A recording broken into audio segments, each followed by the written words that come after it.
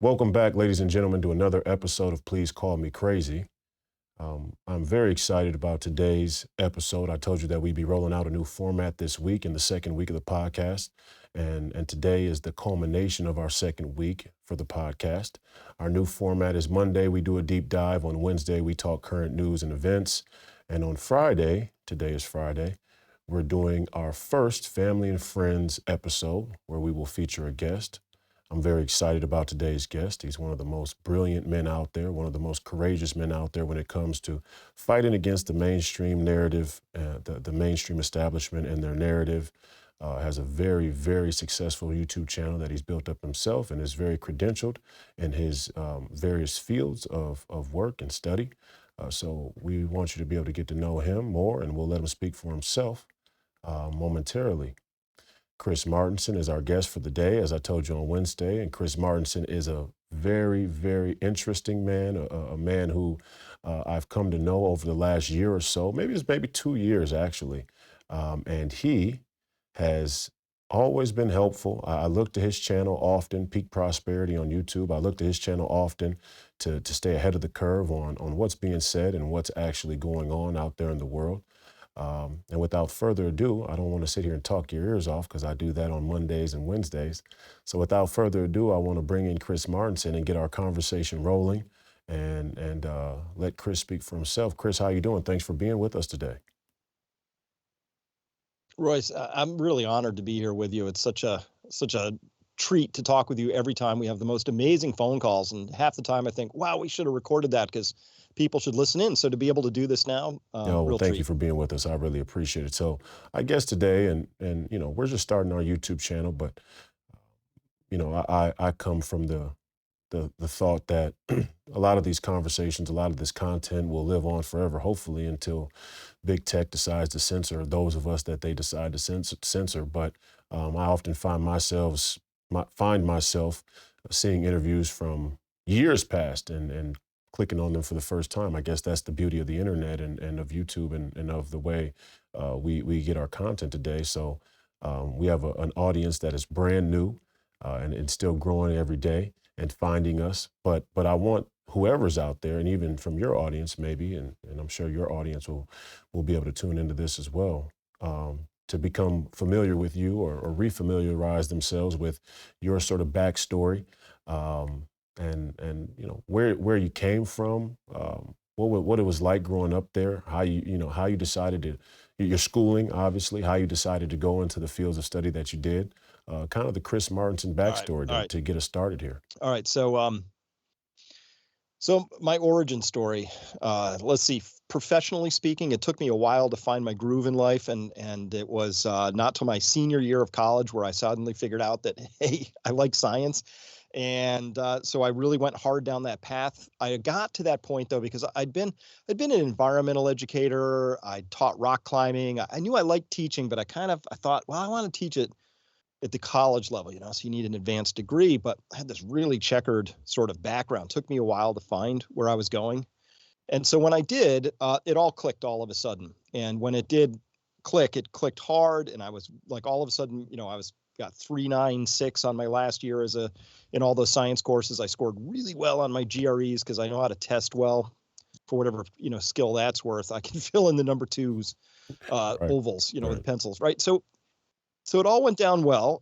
And then I'm in doing my degree, and I really love science. I really liked it because within about 5 months of study, I was at the edge of what we knew in the biological field. So I go to Duke University. I'm in the Department of Pathology. Toxicology is my subspecialty. Subspecialties, neurotoxicology. That's where all my research was. But basically, I'm working with live cells and trying to figure out why they break. So doing disease models for ALS, multiple Yeah. sclerosis, things like that. So that was a lot of fun.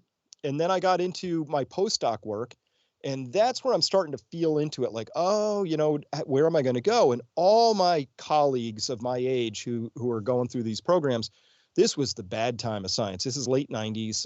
There were 400 applicants for every job. And I'd just been through 7 years of additional, graduate schooling and postdoc experience, looking at maybe starting at $33,000 a year Wow. somewhere as a professor. And by the way, tenure is going away. They're starting to do the whole adjunct professor, no tenure kind of things. It's like, what is this about? So I took a little break from that. I went to Cornell, got an MBA. They have a 1-year program for people with advanced degrees. You just show on a test, understand statistics and math and stuff. So they spot you those. And then, so it just took a 1-year program. And then from there, I went into corporate finance at Pfizer for 3 years. Was not a good fit for me. No large corporation is. I don't, just not my thing. I hate politics. And anyway, wasn't my thing, but I did learn a lot there about how not to do business. And I learned all about like how not to be a boss, because I had a couple of not good ones. So it was not really a positive experience for me. And I came out of that into a consultancy, and I was a consultant, fly out Monday, come back Thursday kind of guy for a while, helping large corporations make the same mistakes they made last year. Again, not super fulfilling.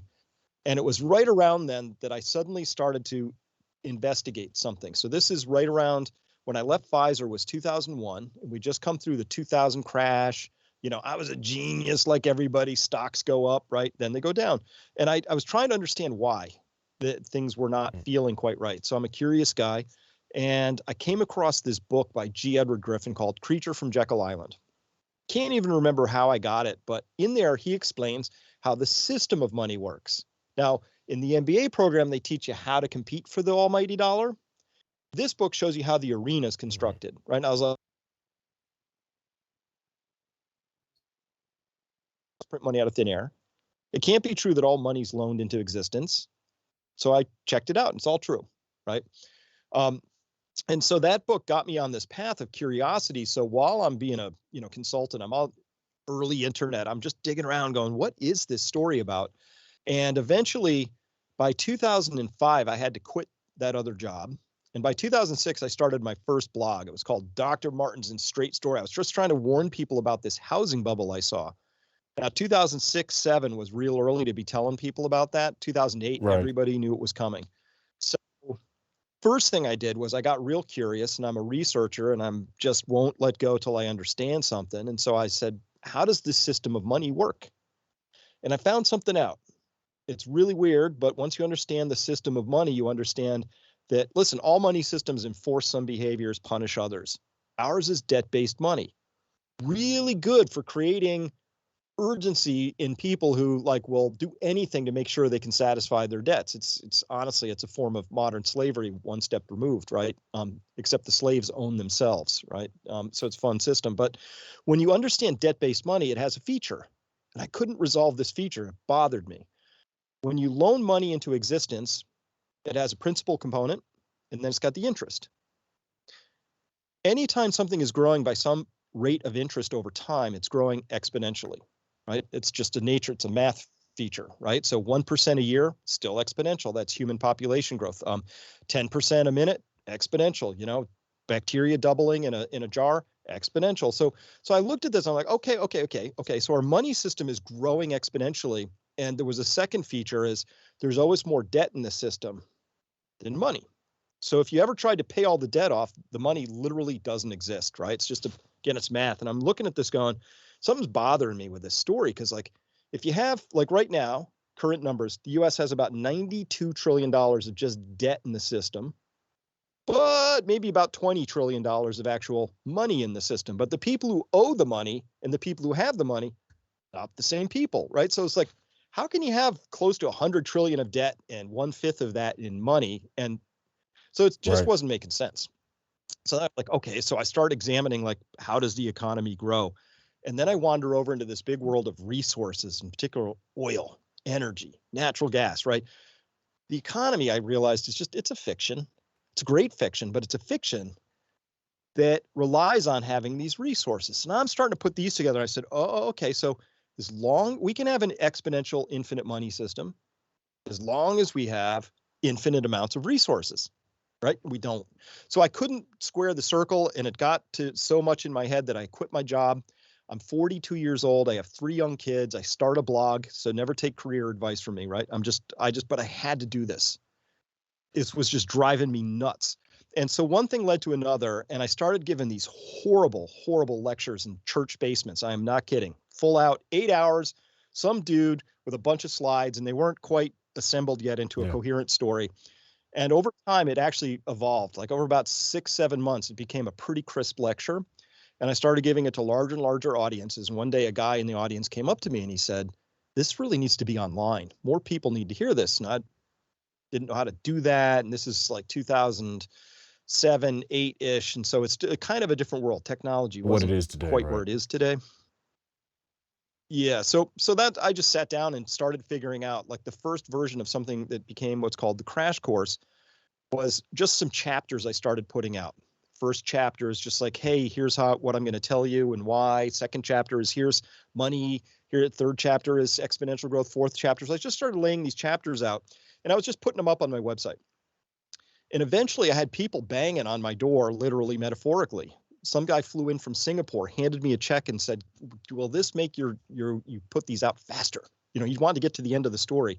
So this is all through from May, June, July, August of 2008, September, and then finally October. I finished the 20th chapter of the Crash Course online video series, and then of course the markets all fell apart, and that was the prime conclusion. So in life, I'd rather be lucky than good, but in this case, I think I had the story right, and I had the timing flawless. And so what happened next really surprised me.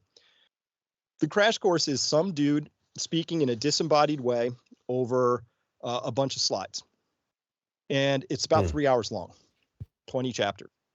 And next thing I knew, this got translated into 12 separate languages by volunteers. It takes ungodly amount of time to translate that much stuff.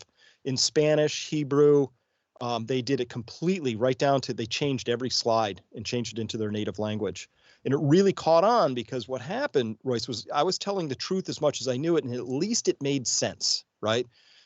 The whole Wall Street machinery is saying there is no bubble, no housing bubble. I'm saying there is one. Here's what a bubble looks like. Here's how you can detect it. And that's a bubble, right?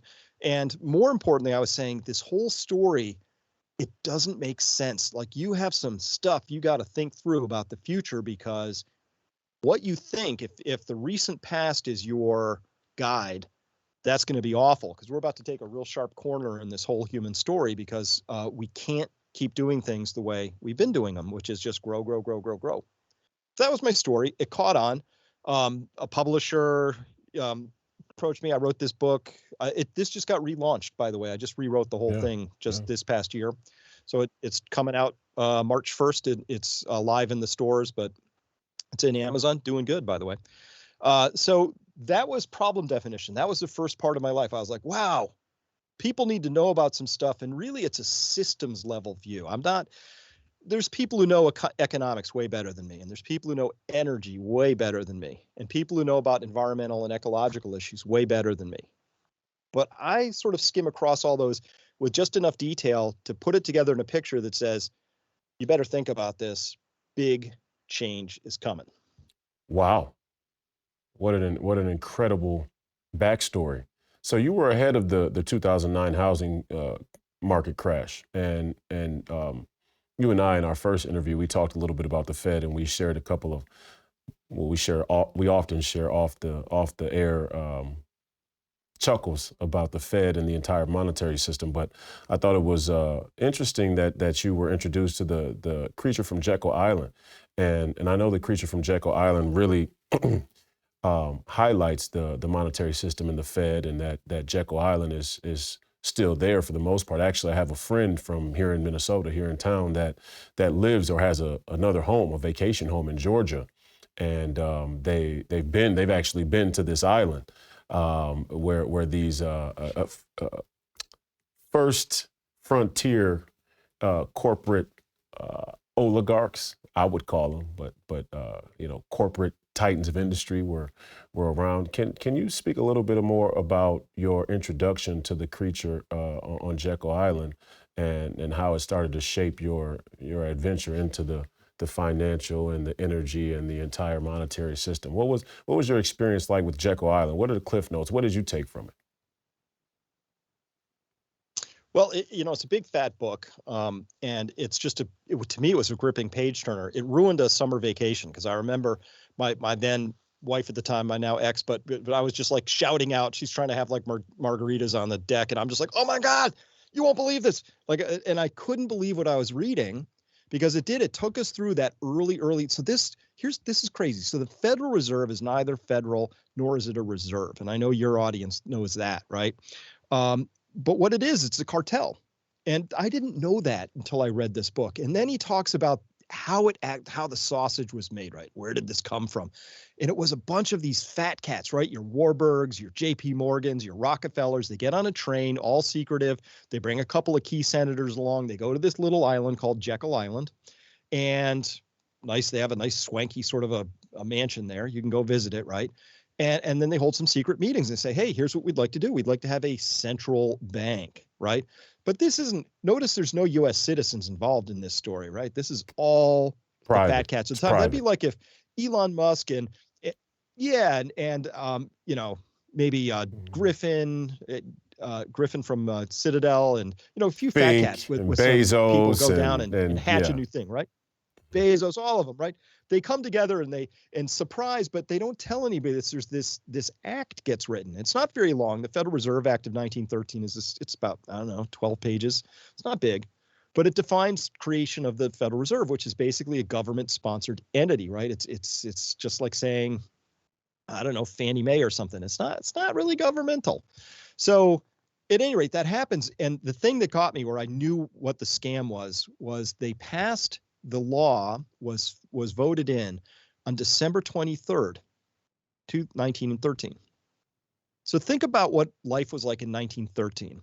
No planes, trains don't even go everywhere yet. So imagine how many congressmen and senators are actually in Washington, D.C. on December 23rd. Not too many. Most of them are home. So they hold a vote, and it's a secret vote, but if there's more than 12 people in the room, I'm shocked, given the era it was. And they passed this thing. Gone, right? And nobody really paid a lot of attention. And by the time they noticed it, we're going through Christmas and then, New Year's, and it took a while for people to even notice something happened. But the president at the time was Woodrow Wilson, and this is all in The Creature from Jekyll Island, right? It's just a gripping story. When he was retiring, and then he was retired, and he's sort of on his waning days, he said that he considered the passing of the Federal Reserve Act to be the single greatest failure of his administration, that he would be forever tainted by that act. And he was, right? So, as far as I'm concerned, pull a Wilson means you did something really horrendously stupid, that harmed a lot of people. No doubt. Right? But then the rest of the book takes us through how the system works. And it's just bailouts and bailouts and bailouts. It's heads I win, tails you lose kind of stuff. It's Wall Street. When times are good, you get to keep a little, they get to keep a little, mostly they keep stuff, but when times really go bad, you pay them so they're whole again. And so having read that and then having watched 2008-9 go down, Hank Paulson, TARP Act, Goldman Sachs lent money or put money into AIG and they got 100 cents on the dollar back, 13.9 billion taxpayer dollars to make them whole again so they wouldn't experience 1 penny of losses for having done something that they knew was illegal and that was highly risky. And that's when I said, everything Ed Griffin said was going to happen in terms of bailouts, it happened in 08-09. I lost a lot of innocence, and as thick as my jaded covering was, got a little thicker in that moment. So most of this audience should know if they don't, but I would assume a lot of people don't know. People who know me as a voice outside the podcast probably have heard me talk about the Federal Reserve countless number of times. I talk about the Federal Reserve and its corruption so much, in fact, that people get tired of hearing it. You'll see comments in certain videos or under certain videos go, take a shot every time Royce says the Federal Reserve. So people are used to me talking about it. But for this podcast and this audience, talk more about the Federal Reserve being private and how it stands today. I understand Jekyll Island and how it came to be, but obviously there was a progression of the Federal Reserve and a sort of reinstantiation of the Federal Reserve in its legitimacy as our financial policy, our monetary policy began to grow. Are there any key moments that you look at beyond the founding Federal Reserve Act that kind of, ensconced the Federal Reserve with the monetary policy and allowed it to get to where it was in 2009? In your research or just in your mind now, because and I'll give you this, like in my mind,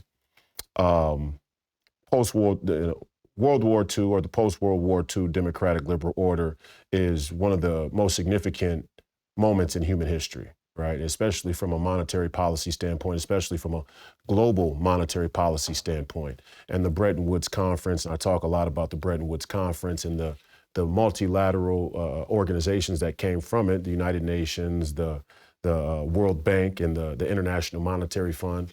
What's your take on the relation between the Federal Reserve's central banking as a sort of international banking cartel and these multilateral organizations, if at all, or if they're maybe not as connected as I think? Well, it's really a story of what happens when, organizations, institutions, they drift off of their mission over time, right? So I think there was a period of time where the Federal Reserve was an august, fairly well-run organization, and it was doing the best it could. And the concept is sound, right? It's like, hey, if you're going to have these panics, if you could, the original idea of the Federal Reserve was simply to have what they called a discount window. It's a central bank where in times of panic, a bank that got in trouble that otherwise had good collateral could deliver that collateral, mortgages, bonds, whatever they had, to this discount window and pay a penalty, right?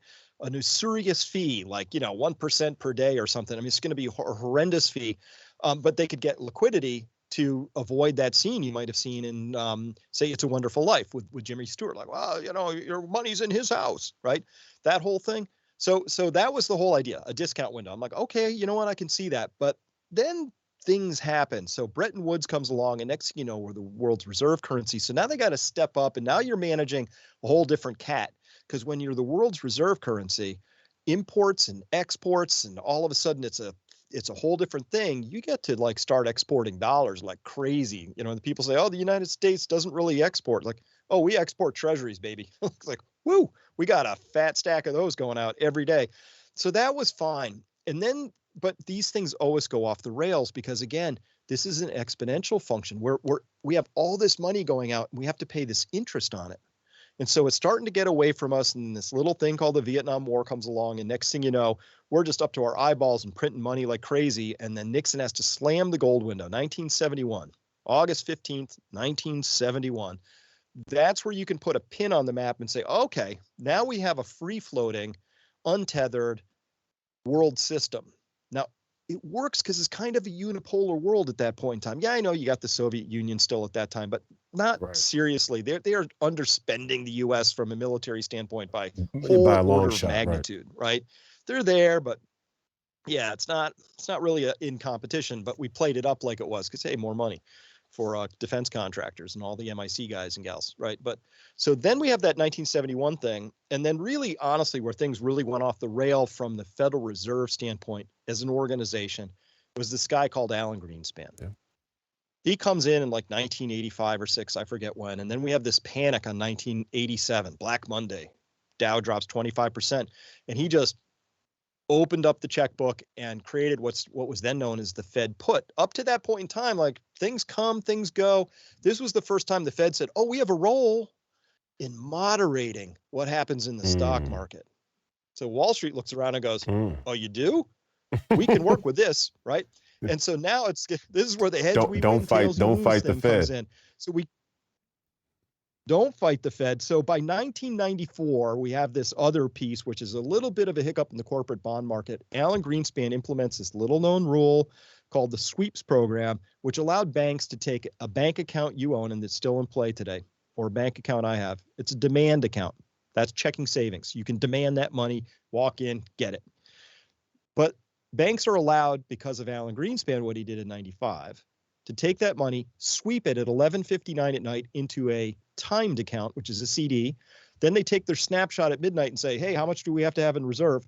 And there's a zero in your account. So they don't have to hold anything in reserve. And then they sweep it back out at 12:01, comes back into your demand account. Stop. Wait. That's the system. Stop. Yeah. Yeah. Now we're down to the sausage. You're familiar with it. I'm familiar with it. But I know the audience, this is pure gold to them. And I say it metaphorically, but pushing on not being a metaphor, being pure gold is the value of what you're telling people and culturally, politically, economically, socially, especially where we are in society today. Please explain again how the sweep works, how the financial sweep works at the institutions at midnight. Effectively, you have a demand account. You can go into a bank at any time and say, I have $100 in this account. I want my $100 right now. They give it to you. But at midnight, they let themselves off the hook for how much money they have to actually keep in the bank by taking all the money out of your account. And then at 12 and taking a shot and saying, we don't need money on reserve because all these accounts are empty. And at 12:01, they put the money back in the account and they operate with business as usual. And this happens every 24-hour cycle in this country and anywhere. And is this anywhere where this sort of fractional reserve banking is the method? I'm not clear on that, but everybody the tends U.S. to follow dollar because it's the reverse. It's the reserve currency. Yeah, and whatever we do, if other places follow along our lead. So up to 1994, if you had that $100, we had a system called fractional reserve banking. And the fractional reserve ratio was 10%, meaning that if you had $100 in your bank account and I have $100, the bank only has to, by law, hold $10 of that in reserve. Right? That's it.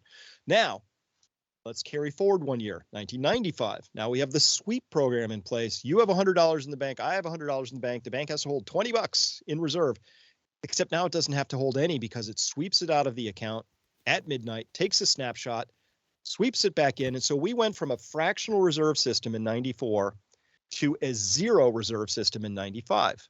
So when people say, oh, the internet bubble, remember that, all that stock stuff, I was a genius. I was investing. I was making all this money. You're always a genius when the Fed is just throwing money in. But that was the first time there were zero reserves. So banks were just lending like crazy and, pets.com and all kinds of dumb stuff. Well, that blew up in 1998, long-term capital management. Smartest guys in the room. You got Merriweather and Scholes and all these like the super geniuses of the world. And they blew up a otherwise run-of-the-mill hedge fund. But they were, betting badly and wrongly on bonds, and something happened that shouldn't have happened, but did. And then Alan Greenspan, again, wrote in, and they patched something together, and they bailed them out. And then now Wall Street's going, okay, we got infinite money and no risk. Because if you're going to screw up, you got to screw up big, like really big. If you're small, if I lose money in the stock market, we're so sorry. Enjoy living under a bridge. But if they do, they saw how they got bailed out. So the rule was just simple moral hazard. If you're going to screw up big. So Wall Street, they're humans and they're smart and they got to it real quick. And so then 2000 happens after 1998. And that was a gigantic blow up and they got bailed out enormously again, hugely. So then what happens? Well, Greenspan gets passed off. We get this guy named Bernanke. He comes in, he gives us 1% blowout rates forever, and then we get this housing bubble. It's extraordinary. That blows up. And that's an even bigger blow up than 2000, which was a bigger blow up than 98, which was a bigger blow up than what 94 would have been if they had just stopped doing that, right? And so my model for this, if we're tracking the Federal Reserve, is little hiccup in 87. So they start steering, on the car, and now we're kind of skewing to this other ditch. 94, big overcorrection. Now we're starting to really slew around. 98, we're skidding back. 2000, 2007. And then they just sort of kept that percolating along, and then COVID happens. And if you had told me 15 years ago that I'd be sitting there watching the Fed dump trillions of dollars into the market in a matter of months, I would have said, you're nuts. I wouldn't have believed you. Nobody would stand for that. It's going to cause massive inflation, but you can feel it. We're in that final hewing and slewing of this vehicle. It's about to just go 360 off a cliff, right? And everybody can feel it. Wait a second. But now, it's just mistake. And I talk, I know moral hazard is a financial term. It's a term of the finance industry, and you know it well. And I talk about moral hazard. I often talk about moral hazard in a metaphorical sense around social and cultural issues of the same effect, right? That you have this sort of incentivization of establishments or institutions of bad behavior or bad betting or bad outcomes that actually incentivizes such bad behavior, right? But you got to take me back here, Chris. I'm loving this. You got to take me back here. So you got 70. I want to go on this timeline again. You got 71. Nixon and his boy Kissinger. Let's not leave out. Okay. Okay, Whole let's not story. leave out Kissinger. When we say Nixon, because people talk about Nixon, and I went through this when I ran for Congress, and I was on Patrick Bet-David, and I like Patrick Bet-David. You know, he's an okay guy. He's got a little blood feud going on with my man Jason Whitlock right now, so I'm on Team Fearless. But you know, I went and did an interview with Patrick Bet-David, and I said to one of his members on his team there that Richard Nixon was a Democrat, and they looked at me and they're like, "Well, what do you mean he's a Democrat?" I go, "This guy wasn't a real conservative." And if you look at his boy Kissinger, I mean, they are the architects. He was the architect in many ways of the post-World War II democratic liberal order. It's kind of hilarious that conservatives, or people who said they're conservative, brought forth the democratic liberal order, right? I mean, that's just kind of comical. But anyway, 71, you got Kissinger there with Nixon, okay? And you're saying it goes 71, 85. Am I right? 85 is 87. Okay, 87. And then you have 98. 1995, 95, you got the sweep. Okay, so what happened in 87? What was the pinpoint in 87? It was Black Monday. It was Black Monday. Stock market crash. Okay, yeah, Black Monday 87. And in 95, you had the sweep program. So we go off of fractional reserve banking to full-blown burglary. Complete fictitious. You know, we went from partly fictitious to full-blown fictitious.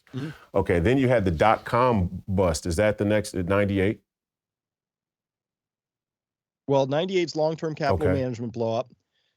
That took the stock market down, but then it kept going off, and then it was, March of 2000 when we had our final dot-com. Okay, so now we're at 2000. Right? Now we're here with Bernanke. Okay, and then Bernanke is in, and this is what I want to ask you. Before you jumped all the way to COVID, and I got real questions that would be considered conspiracy and all those things around there. So let's work our way up. We got a lot of time here left still. Okay, but you reminded me, if we're going there, we have to talk. Can we talk Kissinger for just a second? Go ahead, talk Kissinger first. Let's start there, because I want to go along the line. So let's go Kissinger, Nixon first. All right, because 71 was sort of that seminal, slam the gold window moment kind of a thing. People focus on that. Something more important was happening behind the scenes, which is if you're off the gold standard, what standard are you on? Most people don't know this, but 1973, Kissinger, evil genius. By the way, I got to give this guy mad props for what he did. He said, wow, this is untenable. What do we do? So he was the guy who got the Saudis to agree that they were only going to price their oil product in dollars. Yeah. And when exactly, that began in 1973. And the deal was now U.S. Treasuries have real value because the Saudis sell their oil. When the Saudis sell oil in dollars, what does that mean? It means there's a server or a computer in New York City that records an oil sale, and the Saudis get $100 million. And then that money literally goes straight over to another server in New York City and says, entry, you own $100 million of U.S. Treasuries or whatever. And so the Saudis were taking all that oil money and they were putting it into U.S. stocks and bonds and real estate, right? So this is fab because we are exporting treasuries. Now you can deficit spend to your heart's content. Fight a war and lower taxes. We don't care because all this money's pouring back in. That's the petrodollar, right? And so that was genius because that replaced backing the dollar with gold to backing it with somebody else's oil. I'm telling you, it was a genius move. It really was. Well, and so, evil genius. That's coming to an end. I mean, and I've said before, and I tell many of the people on our side of the movement, when I say our side of the movement, the more America first side of the political movement is where I fell in running my race and continue to fall policy-wise. But I tell people on our side of the movement all the time, really there is no side of the movement. Let me stop with that. There's only the truth, and then there's what's not true, right? And what I'm saying is, I have great doubt about the relationship between America and many of these nations that we have formerly held mutually financial interests in. One of them being the Saudis, the Crown is another, the Great Britain and the European monarchies, or the EU now is another. Israel even. I mean, I just have great concerns about the long-standing status of our relationships with these nations, but I especially don't trust the Saudis. I especially don't trust the Saudis because it seems like away from all of the other cultural propaganda and the wedge issues politically, economically, socially, that this mechanism of the petrodollar here being the backstop of our currency has a very unique instability to it. And I think the Saudis are going to try and play that chip. Well, they're already playing. They played the chip. All right. MBS says we're going to the yuan, right? We're the petrodollar's coming to the end. We're going to the yuan. My question to you regarding Kissinger, and I don't need a definitive answer because how could one really know what the man was thinking or what his motives are? I love when Dr. Jordan Peterson quotes Jung when he says, when Jung said that you can look at a person's actions and you can look at their results and then you can go back and infer the motive. Now, I don't think that that's 100% fail-proof, right? But there certainly is something to be said for it. Do you think that Kissinger's motives in the beginning were a lack of long-term moral clarity, or do you think they were nefarious from the word go? Do you think that the sort of Europe, and I talked about this the other day on the podcast, this sort of European monarchy, Marxist philosophy that came out of the academic world there in Europe after World War II, the Frankfurt School, Vienna, where central banking was invented by all metrics in large part. Do you think that sort of corruption of international policy and monetary policy was his aim in the beginning? Or what's your take on where he was when this whole thing started? Was he just an opportunist looking to rise up with his own power by operating this way? Or did he lay the whole thing out this way from the word go?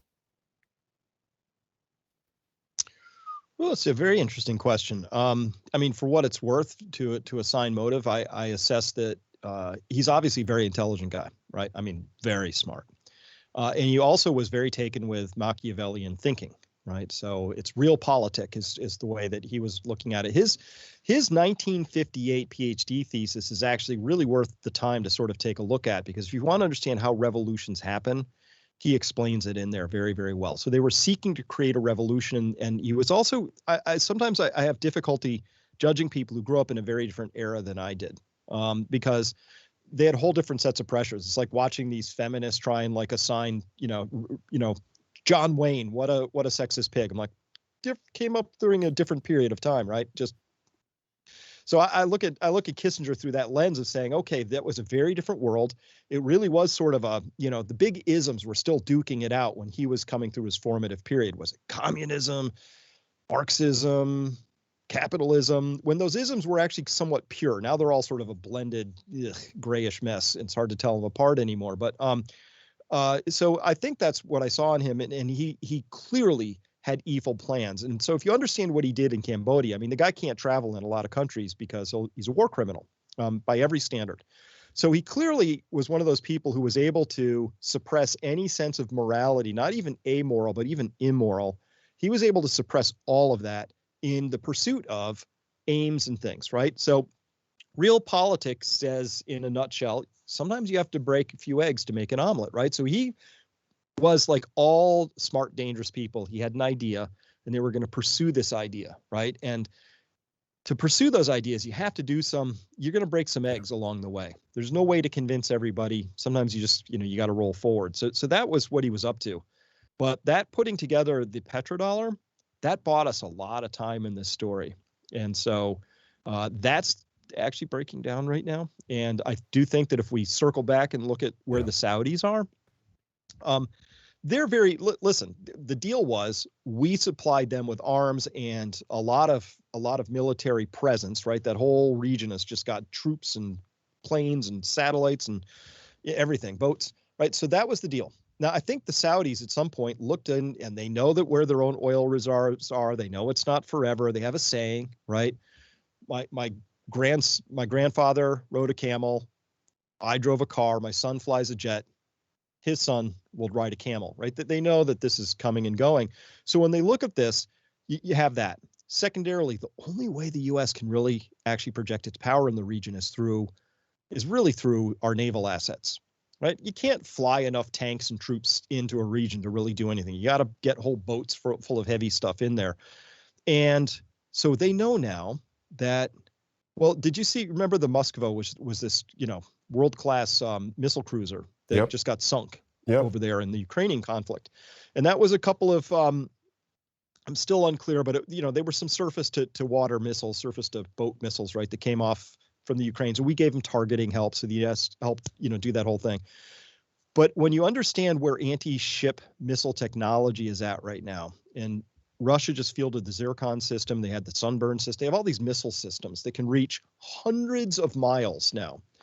The United States no longer is capable of actually, we can't operate in that Persian Gulf with any carriers. They would just get sunk instantly. So we would have to operate so far off the shore that functionally we can't really defend the Saudis anymore, and they know that. China and Russia can walk to the Middle East. That's a whole different prospect. So the whole world is changing right now. And in this last year, I've seen hair on fire kind of stuff, Royce, about what's going on, where the Saudis aren't taking Biden's calls and they're holding summits with Xi and Putin, and they're inking deals and they're selling stuff. And they did their first everybody needs to know, your listeners need to know this. They did their first cross-border bilateral non-dollar based trade in yuan. Right. So they are now trading directly with each other. And it takes time to get those banking systems worked out, but that's happening. Like, it's all going on, and it's a really big deal. It's a really big deal. This is something that's been in play since 1973, and in the next 5 to 10 years, it's going out the window or faster if we get into some kinetic sort of nightmare. And so, interesting that the Saudis come to play such a prominent role in this whole oil or energy-based deal between us and them is kind of at the heart of the matter. And on my show and in the first few episodes, I laid out this concept of this 4-player jump ball, and you sort of have a four-player jump ball between the free people, which is represented heavily by American citizenship and what American citizenship has come to represent on the international stage. And free people represent this sort of common man, this working man, this man that has this run-of-the-mill everyday lifestyle, right? Goes to work, comes home, has a family, maybe doesn't, but he works check to check to pay his bills and survive. And then often they desire freedom. Some of them have come to grow comfortable with tyranny and slavery, but deep down, I think there's a yearning and a spirit of freedom in most of those people, a natural and sort of inherent desire for freedom in most of those people. And then you have the party of Davos, right? The European monarchy, the for lack of a better term, globalists, and they have what you would call an international dictatorship. And the other two players in the jump ball are the Russians and the Chinese, and they both have a more national dictatorship. And China has a much more ethno-national dictatorship where Russia is more focused on Russia's identity as a national culture, a tradition, a nation itself. The Chinese people, the Chinese, they believe that their people are the religion, and they behave that way. But I try and tell people that the Saudis are sort of the X factor in the jump ball. Or let's say the Saudis as a representation of the prevailing power in the Arab world or in the Middle East, and where their chips fall are going to determine a lot. And you see a sort of jock for position between Davos and the globalists and China when it comes to the Saudis. And so what is your take on this whole project, the United Arab Emirates and all of these summits, these sort of global European-based summits that are taking place in the Arab Emirates? Is that the Europeans, in your opinion, trying to jock for position against the Chinese? And what do you make of, where do you think the Saudis will come out in the whole deal? Energy is everything in this story. It's everything. And so this is my background as a scientist, where I did a lot of biology, or I did mountain climbing, right? So if you're doing a really big peak, you put some food in your backpack, right? And you have X number of calories. And if you get stuck halfway up and it's a storm and it lasts 3 days and you burn through, you can just calculate. You no longer have the energy to complete the trip and come down, right? So you got to bail, right? Energy is everything in this story. Once you put on these energy goggles and you see where that's all of our prosperity comes from energy, right? So that's why this whole ESG green thing, we'll just run our lives on solar. Listen, I'm going to put solar on my house, but anybody who thinks that solar or wind is somehow going to replace fossil fuels just has failed basic physics, doesn't understand basic math or something, right? So it's just not ready for prime time. And yet we're going to have to go there anyway because we're just busy doing that to ourselves. So the Saudis are sitting on the most important asset there is, which is not just oil, it's oil that they can export. So I don't really care if a country produces 5 million barrels a day or 3 million or 30 million. If they can't export any, then it doesn't really have a power dynamic in the world.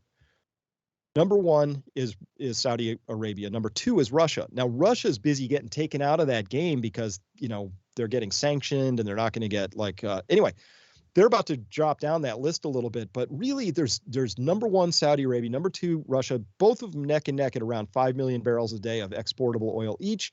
Under that, it drops rapidly to 3 and then just down. And so everything is export.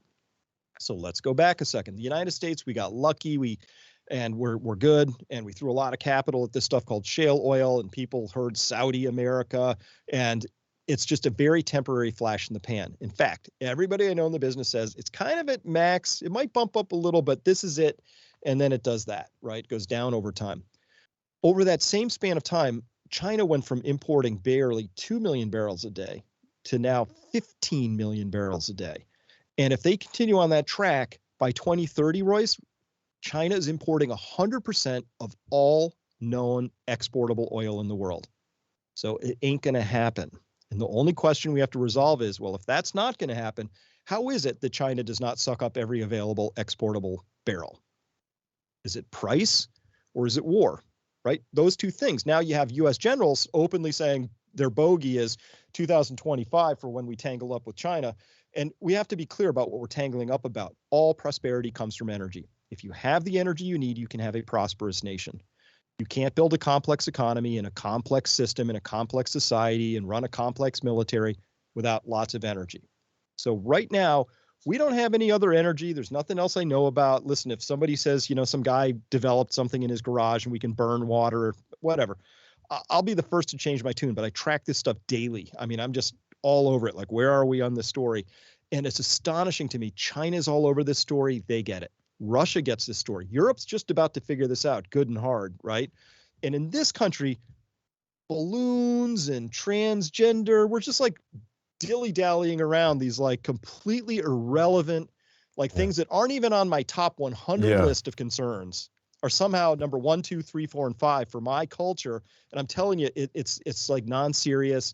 It's if these people aren't just ignorant and or clueless, then I have to confront the idea that they maybe are purposely trying to destroy the country. But whether they're doing it maliciously or ignorantly, the trajectory is the same. We are in no position for the future right now based on China, because I talk with people from China. They get it.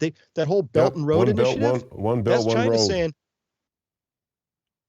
yeah, they looked at the situation. They said, wow, surface to air missiles are really badass right now. We can't depend on trying to get stuff across the ocean anymore because a ship is basically a block of steel that doesn't have a hole in it yet, looking for a reason to sink. So if you want to have access to this stuff, now China's built themselves a rail system and a road system to be able to walk to all the best resources left in the world because they get it. This whole next period of time is about your access to energy and access to resources. And we're nowhere in this is it story. your theory of the case, and we can talk about the environment and climate change and the whole EV initiative as a whole, and certainly has played a sort of cultural significance in politics in America and in the West. Is it your theory of the case that the entire EV initiative as a cultural narrative is intended to sort of force major these nations into surrendering the efficacy or the kind of by default surrendering the value of oil and of energy there in Saudi Arabia or Russia or wherever you can walk to? Is this whole climate initiative sort of a cultural narrative that was waged against the Chinese because they have a different strategic geographical advantage than we do? And I ask that irregardless of, because two things can be true at once. On one hand, you could have a genuine climate scare, a genuine climate issue, or a genuine man-made or man-influenced climate change. And also at the same time, it can be weaponized culturally to some end goal or some end objective, especially between nations. So what's your take when it comes to this whole EV initiative? Is this the EU and the European monarchy or the globalists and Kissinger and what's left of this great nation attempting to sort of jump out in front of this oil cliff that's on the horizon? I do. This is my larger organizing framework. People say, what are these Davos people up to? And you can see what they're intending, right? We need vaccine passports. We're going to have to give you these 15-minute cities. We're going to lock you down. We're going to give you universal basic income. We're going to have to track all of your purchases. We're going to have a central bank digital currency. All these things, Royce, they summarize into, wow, we're going to have to control how much you consume and how far you can travel, right? Which is a function of that. So that's it, right? So, but why are they thinking this? Is it because they truly believe there's this existential climate crisis? Well, no, obviously, because if they felt that, they wouldn't all fly their private jets everywhere and own 6 mansions and, do what they're doing, right? So they obviously don't buy that, right? If Obama really believed in, climate change leading to ocean rise, he shouldn't have bought those beachfront homes, right? It's just clear that they don't, that's not it. But the story's a good one because it fundamentally says you're the problem here. You're the one taking long showers and eating grapes out of season and driving a car, right? So they clearly want to shrink all that down. My organizing framework is, listen, they have access to the same data I do. It's not hard to parse through. There's only so many resources, and we can plot where they're going to run out. So here's a simple way to think of it. Right now, the United States, 5% of the world's population, we consume 25% of the world's daily oil consumption. That's why we're a prosperous nation. It's not hard math. Somewhere between here and 2030, that ratio gets adjusted, right?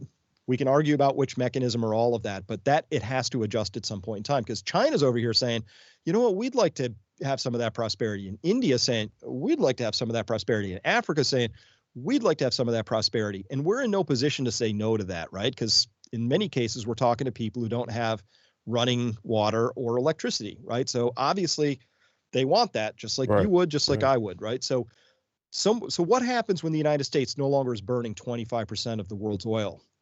Right?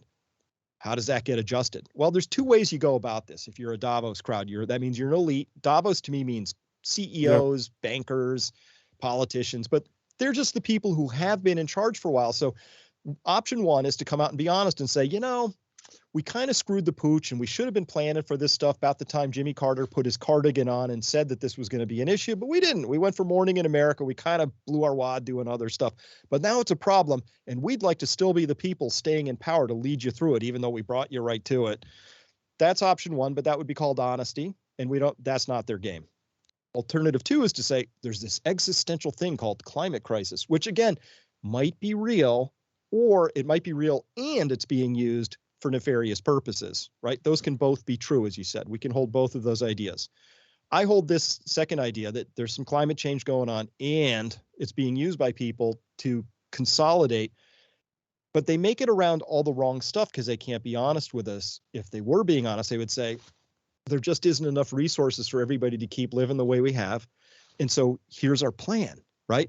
But they don't have a plan. They literally don't have there's no plan B in this story. It's plan A, which is we're going to have to crush and control you so that you don't get all uppity on us when finally you figure out what the game is. Right? And so it's, that's what it's all been. And I would agree with that 100%. I'm not 100% sure because I'm not a good enough scientist or climatologist or any of those things to make any definitive claims about the climate itself. Now, I've watched people like Randall Carlson, who they obviously try and paint as being out there on the fringe around certain geographical significances throughout history that show that the climate has been much warmer at different times. And I don't want to make any claims about that one way or another, because to me, that's not my line of country and it's not my immediate concern.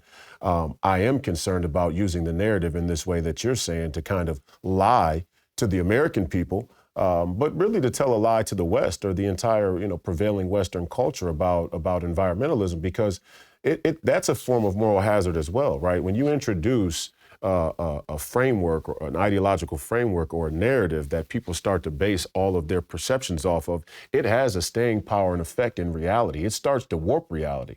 As human beings, we've been given a unique ability to actually impact reality, or at least perceivable reality. I'm not talking about universal truth. I'm not talking about math or consciousness, but I'm talking about the manifestation of it, and in its communicable form, right? It's we can both have a shared narrative about climate change, and if we do, we start to invite the idea that we should kill our dog in order to save the planet, when really these elites who give you the narrative or gave you the science, they know better. Number one, they know better, and it would actually benefit them for you to kill yourself and not your dog. They'll take the dog as a bonus because they're kind of sick that way. But where when we go back to Kissinger and we see this sort of entanglement of international markets with the petrodollar, but also going off of the gold reserve with Nixon and opening China as the great new horizon,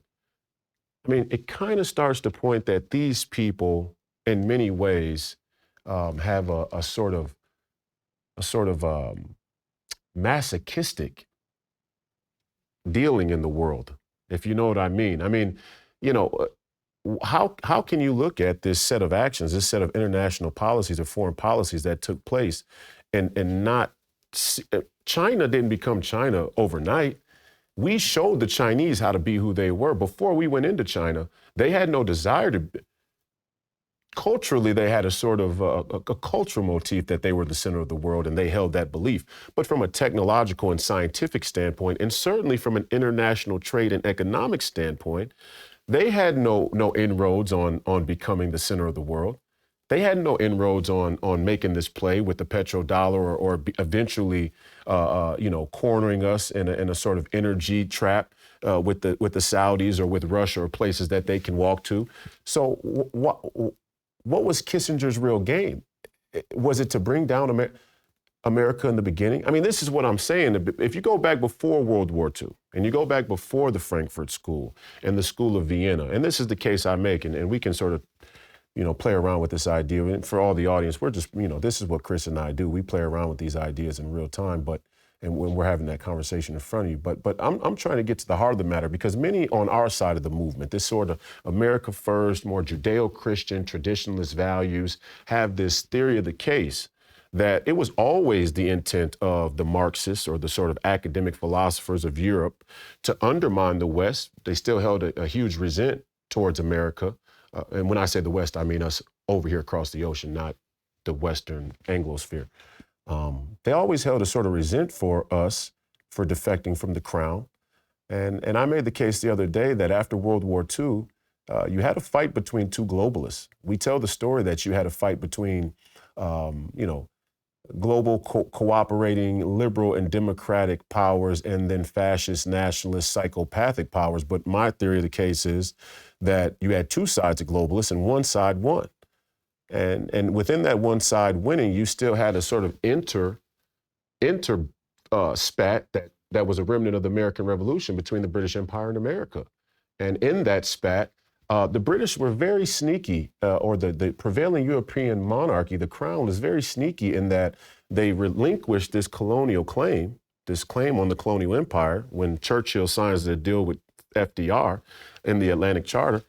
They sign over this colonial empire, but then somehow we get all of their academic philosophers, and they come into our universities, and they tell this great story. They go to work on this great story about three prevailing cultural narratives: social justice, which then was civil rights, but now it's become social justice; democracy as a whole, writ large; and environmentalism. And they all go right back to Kissinger. I mean, the EPA was started by Nixon. So those three stories are sort of running cover for the impulse to continue with the business model that they had before, leading up to World War II, which was drug slavery and piracy. And so it's coming to an end, and many people on our side of the movement, and I keep saying that because this movement has started to draw a line in the sand around this fundamental issue, is that this is all moral hazard, that this sort of radical materialism that we've engaged in America and in the West since the Industrial Revolution had put us on a timer. It started a clock, and in that clock we strayed far, far away from how we were intended to live, or you could say how we were prescribed to live from the prevailing documents of this nation and of the West. The Bible, let's just say, for lack of a better term, the Bible tells us to live in this sort of agrarian lifestyle. This was the rustic individualist in the early inception of America. A man should have everything he needs on his belt, and all of these things. We've gotten way, way over our skis in this sort of radical materialist mindset, and now people, elites, are going to have to get very radical in trying to hang on to it, and it's going to eventually lead to war. And so what I don't understand, and tell me what you think, what I don't understand is how do they believe that they'll be able to convince enough people to accept this radical transformation of lifestyle that's developed here in the West to offset the energy distribution that will develop there in China between the Chinese and the Saudis, or eventually the Chinese, Saudis, and the Russians. How do they think that they'll convince 450 million people or more to accept an 8x8 prison cell where they can't move about freely in a country that was claimed, that was meant to be the land of the free? That is a great question. So we've been talking so far with money, politics, resources. Let me take that Rubik's Cube. Let's rotate it now. Because I have two other faces that I spend a lot of time on increasingly. Never thought I'd go here, but here's where it led me. First is we have to talk about fifth generation warfare, information warfare, and the battle for your mind. And so that's a whole landscape. And then the second piece, which we can get to later if we have time, is I now appreciate, really honestly, how profoundly wrong it was to extirpate, to remove, to root out our spirituality from our lives. That's a very basic human need, that when you take it out, it leaves a vacuum, and oops, you replace it with Fauci or some other human thing, and that's a mistake. Never do that. Never put your faith in humans, right? So that's that side. But this other side is, I'll tell you what their plan is. Their plan is, so people say, oh, COVID was a bioweapon. It was. It's just that it was a bioweapon with a 99.95% survival rate. So it wasn't about killing you. It was about using that bioweapon to attack this other piece of biology right here, which is your mind. And they did that exceedingly effectively, right? We watched it happen. Like, now that we can parse back through it, people are like, oh, well, now that we know it didn't make sense because vitamin D is really helpful, maybe we shouldn't have locked people inside, made them wear masks that don't work, terrorize them, force them to take a medical treatment experiment that was not really fully vetted and all that. There's a lot of reasons we can look back and say, wow, maybe we shouldn't have done that. But I'm here to tell you that in real time, I was doing that. Pierre Corey was doing that. Robert Malone was doing that. There are all these people out there who were noticing it in real time saying, this doesn't make any sense. And it's not the story. And we've all battled with it. Now looking back on it, I can tell you it was an exceedingly successful adventure. It was run perfectly. It was there to destroy people's minds. And they were very successful at it. But COVID wasn't the first instantiation of this programming. They ran that programming with what resulted in Trump derangement syndrome, which we can now see. I don't know if you saw it, but Sam Harris, right? Very smart guy, considers himself an intellectual, and he just totally, whatever that mind virus was that got put in, has ruined his circuitry. He is no longer making any sense whatsoever, which is kind of a bad look on a sense maker, right? And so I look at that and I see that it's been exceedingly effective. And so we have to understand that the tools of persuasion that are being used, we're way past Edward Bernays in 1928. We're way past, MK Ultra in the early 60s and 70s. We're way past, we now know as a species of science how to operate people's dopaminergic pathways. That's Pornhub, that's, EA's games, The they play, dopamine, the Call of dopamine Duty, whatever. project. Yeah, that's all been hacked. That's all done, right? The serotonin project, same thing. Like, our wiring has been pretty well subjugated, and it comes to us through this thing right here, right? And so it's now people go on, screen detox programs, all that, because they've got it pretty well figured out, but it's way beyond that. Edward Snowden showed us in his 2015 release that they were already using bots to control the flow of information in comment areas, that when you're engaging with someone on Twitter, Half the time, it's probably a bot, a very intelligent bot you can't detect, right? And on and on and on. And so we went from, I have to just look at the impact of this. They terrorize people with this thing called COVID. There are people now still, I was just in New York City a couple of weeks ago, still fully masked up, face shielded. Like these are like the Japanese soldiers in Guam who are going to come out of the jungle 20 years after the war's over, right? 2028, these people come out of their apartments going, oh, what happened? They're terrorized. It was very effective. And talking with Matthias Desmond, it's like 30-40% of your population is actually subject to that. And here's the part most people don't get is it's not an average bell curve. These are typically more of your so-called intellectuals, your people who are actually coming up through a system of thinking where they identify and their ego's wrapped in this idea that I'm a smart person. They have a really hard time believing that they got completely hoodwinked, Right. How did Mark Twain put it? It's easier to fool someone than to convince him he's been fooled. So a lot of people got fooled, but they went seamlessly. I'm like, golf claps. I really want to know how they do this, Royce, because this is like unbelievable. So we go from Trump to COVID to the magic holy shots to Ukraine to balloons, right? Just seamlessly.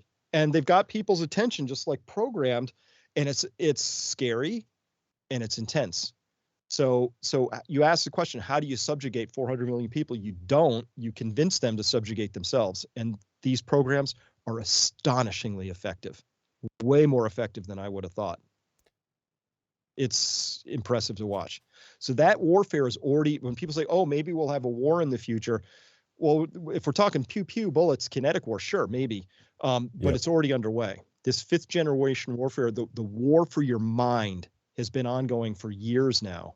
And it's been exceptionally and so effective. If you look at the war, the 4-player jump ball, and you sort of have these prevailing international interests, and these people aren't idiots, right? The Chinese and the Russians and the Saudis, or the Middle East, and the European monarchy, the EU. You got Australia down there. They're the EU down under, right? But you got them down there kind of separated from everybody else. And in fact, the Australians will probably be the first ones to feel the brunt of this whole shootout in the South Pacific Sea.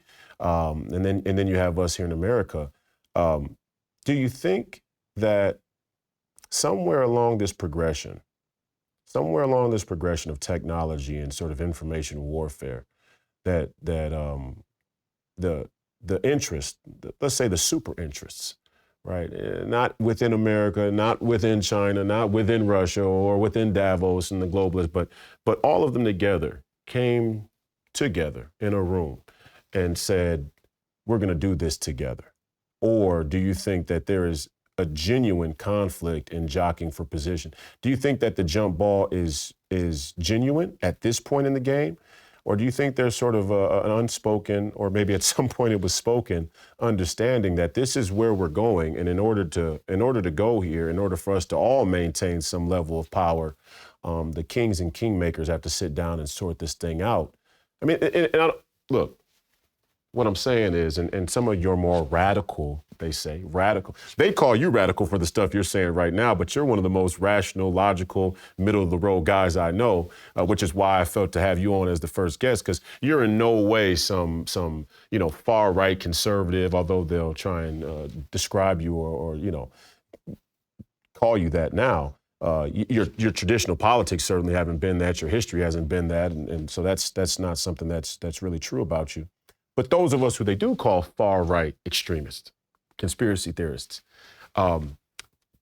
we sort of, have this thinking that there is this strange, perverse, dark, intense impulse to rid themselves of this problem through what many would call population control, or massive population extermination.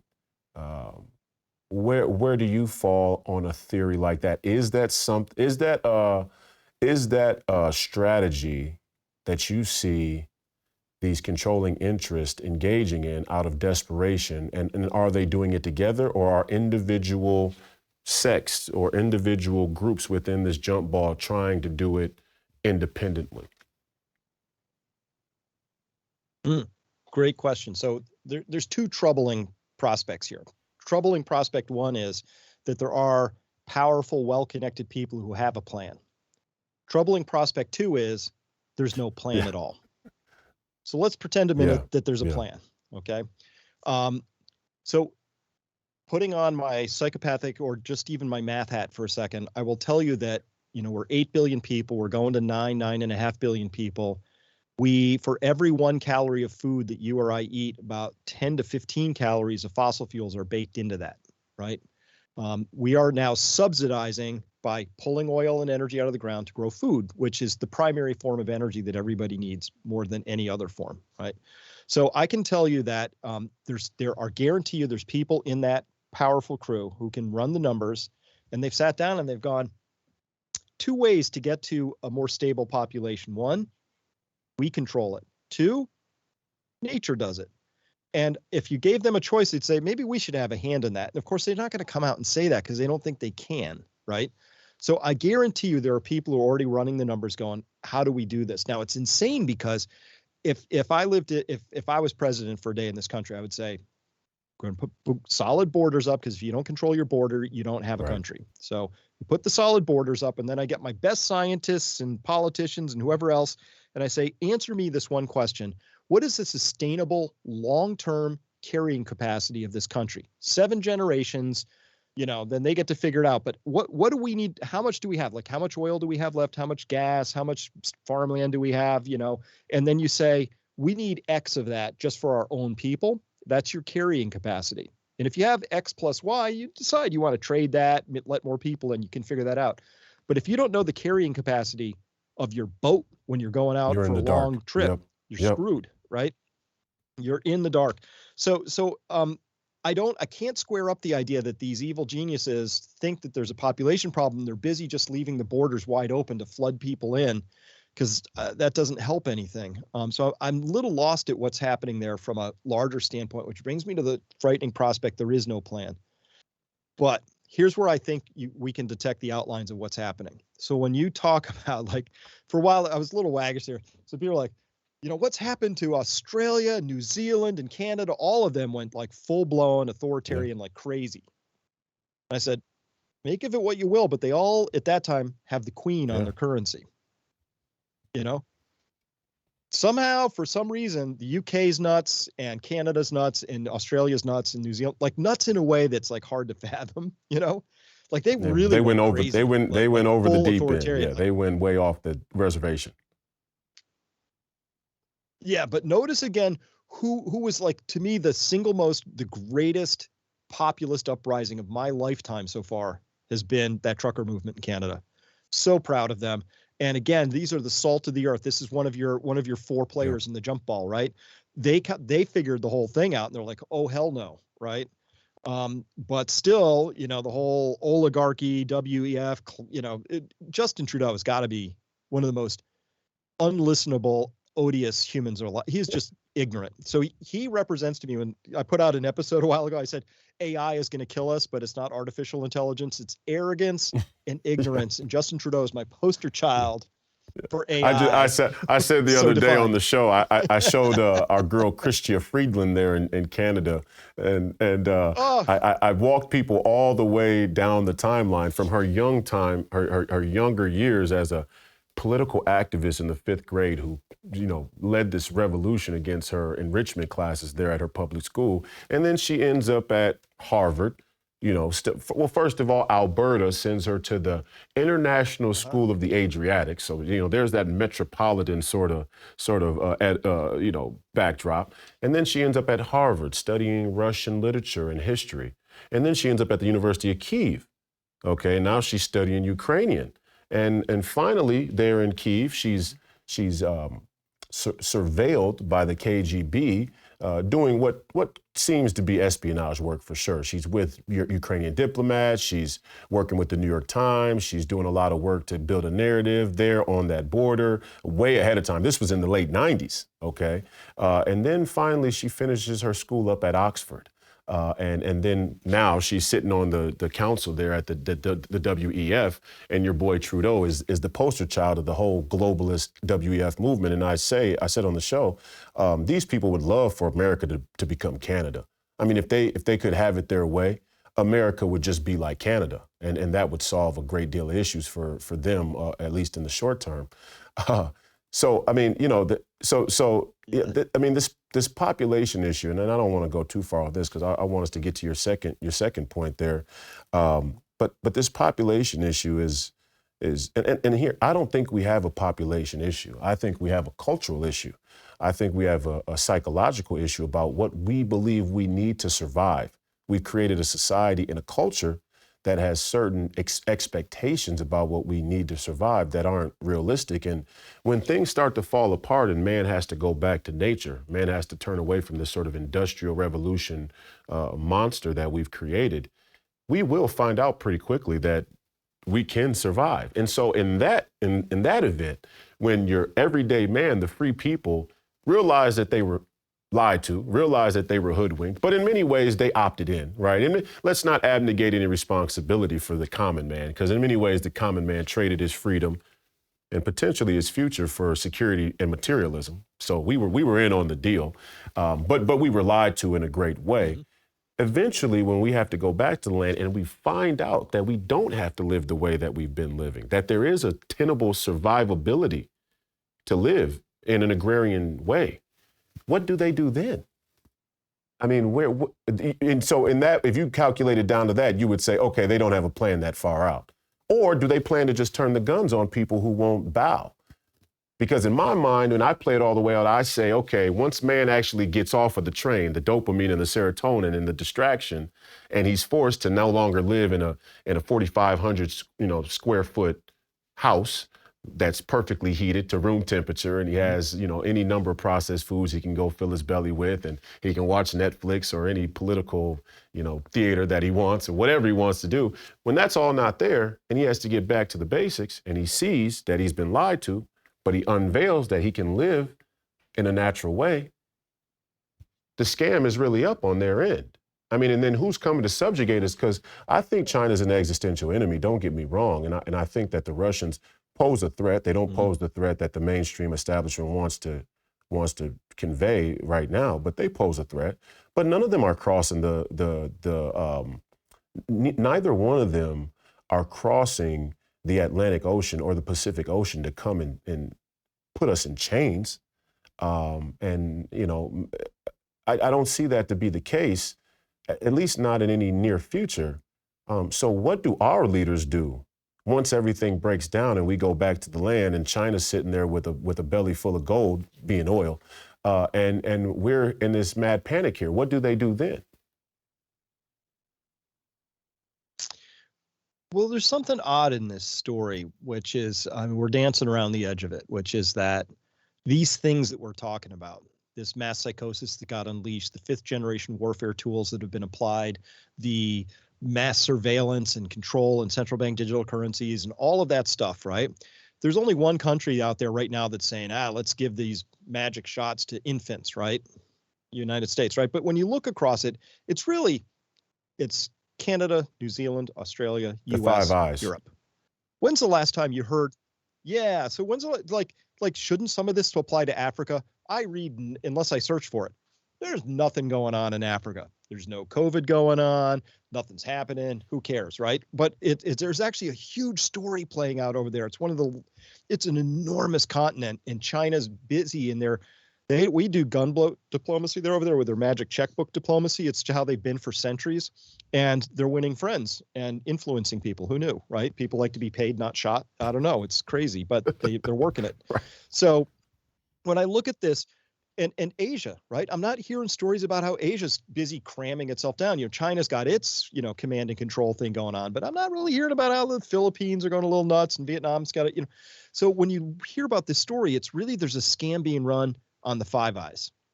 So the question then becomes, why? Did they just get bored? Were there no other, did the locusts finally run out of easy targets? So this is the last fat carcass to go on? Or is there some other thing afoot? And I honestly think that this has come down to people in my country. I now know what it's like to live in Guatemala in the 70s. I just think the tools of predation have just turned inward a bit. And I know it's uncomfortable. It doesn't feel good. It's not nice, right? Because fundamentally, this is an ideology that's destructive. I call it a death cult. Everything they do is in support of death. If you're in support of death, they're all about you, right? If you make a better bullet, you get a lot of money. You know, if you can find a way to poison the land, have at it, right? But as soon as you try and do something positive, you're a farmer, you want to control the hydrology, put a pond in, oh God, no. You're going to break 50 laws or have to, you know, it's just red tape like crazy. Anytime you try and do something helpful and affirming, it's just hard work. And anytime you want to just poison or kill something, it's like, go for it, you know? And there's just no consequences except maybe a promotion if you're on that side of things, right? So if you get back to COVID, who was really dying in the UK? It's pretty bizarre when you unpack that story and you find out it was actually people in their elder care homes. And actually, when you read their death certificates, they either died from a drug combination of midazolam and morphine or neglect. Very few people, when you look at what actually happened to them, you can say, I mean, it's almost like a zero on the COVID side, but it was this huge wave of death, right? And so when you look at it, nobody got in trouble for that. Matt Hancock was busy, like, you know, making sure they had plenty of midazolam and morphine and syringes in the care homes. Why? Because Royce, and this is getting dangerously close to that final, you know, that last topic, that last phase, but it's a death cult. That's how I see it now. They're not fundamentally life affirming. So for the average person, these poor young people growing up, think about coming through a school system where they say, you're not even going to have any identity. We're not even going to allow you to have an identity around gender. We're going to tell you existentially the world's about to burn up. Nothing you can do about it. By the way, permanent record, you're going to have to pay attention. And if you can't get on board with being fully engaged on that particular train, we got some drugs and we'll start like moderating your behavior, because we need you to be fully consumed with this existential blow up, and we need you on board and playing the game and becoming a tax slave, right? And it's just crazy making. And the smart kids check out. You know, 50% of people by the age of 25 now have what they call depression, but it's not depression. It's something we call demoralization. Different word. Demoralization is what happens when your cognitive map and your reality no longer line up. Right. I'm a tiger and I'm caught in a cage. Eventually you just lie down and your hair falls out and it's like no fun. Right. So this, to be a young person today, it's just crazy making, because there's no footing. But I think this is an intentional, conscious plan, because you need people who don't have any grounding, don't represent any sort of threat to you. They can't even organize around what their sexuality is. Trust me, they're not going to form an effective mind. And so, you know? So you have so basically, your theory of the case is that this entire form of social engineering and mind control is working pretty effectively in the West as a future plan to offset the need to put out the type of energy that we're going to need to put out to compete. And over in China, now, and I accept that. First of all, I accept that theory of the case, that, you know, I talk about man going back, having to go back to the natural way, and hopefully that will wake man up. But I'm not very optimistic about it. I tend, because I'm an athlete and I understand how the world is when you live in your head versus how it is when you're actually out there and you have to move your body. And in order to move your body, or how you move your body determines the results you get. It changes things very fast. It has the ability or potential to shake people out of that mass formation psychosis, right? I mean, you'll have people that are sort of zombie-like, but when they're put in those life or death situations, many of them, you know, their fight or flight, for better word, anxiety, brings them to a different place in their head. Their motor skills start to run on their own. And I could see that happening in a sort of flip of the switch when things get really drastic. But I'm not certain about that. I'm not very optimistic about it. I think the way we've wired up the dopamine and serotonin projects are very sophisticated, and they're very efficient, and that's dark and scary. And I hope everybody listening understands what Chris is saying and understands how it's coming to play in their everyday life. Let's take the other side of the equation, though. The Chinese, who are on the rise, which we paid for, by the way. I always say and I think I said this the first time we talked, one belt, one road will have a long trail of Western receipts, right? And the Chinese aren't shy about it at this point. They're saying, hey, what are you going to do? you shoot first, right? And they're smart enough to see the Chinese are funny because in their culture, they went through a 5,000-year civil war, a bloody civil war, an inner China clan civil war, and they ironed out much of their differences, and they killed the people who opposed. And once the opposition was dead and anybody else lingered on that still opposed, they killed them too, just to be sure.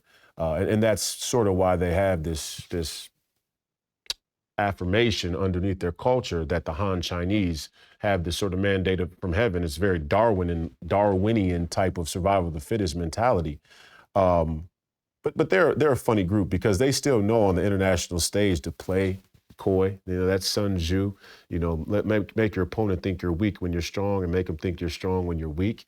And in many ways, they still play second fiddle to us. But really, it's all over. They've already won. We can't attack them. We can't fight them head up. Maybe we could fight them head up in a all-out kinetic war, but the nuclear situation is there, so there's not really an interest or an incentive to take it to that place, that kinetic place. Why are they running the mind control, command and control program on their side? Are the Chinese so smart, so ahead of the curve, that they're running a future simulation or iteration of what made the West fall? Are they so far ahead of us that they looked at the West and calculated it out and said, here's why the West is going to lose, we're going to win. But in that, let's make sure that we don't come across, that we don't trip over the same landmines once we get on top of the hill. Is that why they're going authoritarian over there? Or is it just an impulse to be authoritarian from the Chinese? You know, I'm still trying to, everybody is, I think, to some extent. I'm trying to figure out what's going on with China. And I had a really instructive set of experiences. In 2000 and, was that 9, 10, and 11, I got this, I thought it was a phishing email. So I deleted the first few, but it turned out it was a really poorly 1950s COBOL style like email that came out from the UN saying, we'd be honored if you'd serve on this panel. So I was like, well, that's weird because, let's go into the belly of the beast. I love finding out what's happening, right? It turned out this was a sustainable energy panel. And so I'm brought on board by this guy who's high-level Chinese. And it's a really weird experience because I'm literally a blogger at this point in time. And I'm in this panel. And also on this panel is ex-president, U.S. Shell Oil, head of Sinopec, and just like these really high-powered people, head of the International Energy Agency, and myself. But it was all led by this guy who was the land administrator of Hong Kong, and he's very high up in Chinese politics, and he very rich, so he implemented this prize. So our job was to look at some grants and hand out $1 million prize. A lot of fun. So along the way, though, I had a chance to talk with this guy. It's like, oh, man, I get to talk with somebody actually really high up. So I'm sitting down with him one day. We're at lunch, and I said, so, hey, Patrick, from my perspective, like, first off, why did you invite me? And he said, oh, well, I run this thing called the China Energy Fund. And when I have people come on board my staff, I have them watch your crash course, Chapter 17B on energy economics. He said, I've never seen a crisper definition. It just makes sense. So I said, okay, well, it seems crazy to me that my country doesn't understand this at all, right? And like no senators, no congressmen have called me up to say, tell us about this thing. But these guys were interested. He said, look, it's very simple. To be somebody in China, you have to have managed 100 million people for a couple of years. Everybody has a PhD in a science. He said, all due respect, we don't have lawyers running anything here. And you have 535 lawyers basically running things there. And then this was back in the Obama era. And he said, and by the way, we would never have a community organizer at the top of anything, right?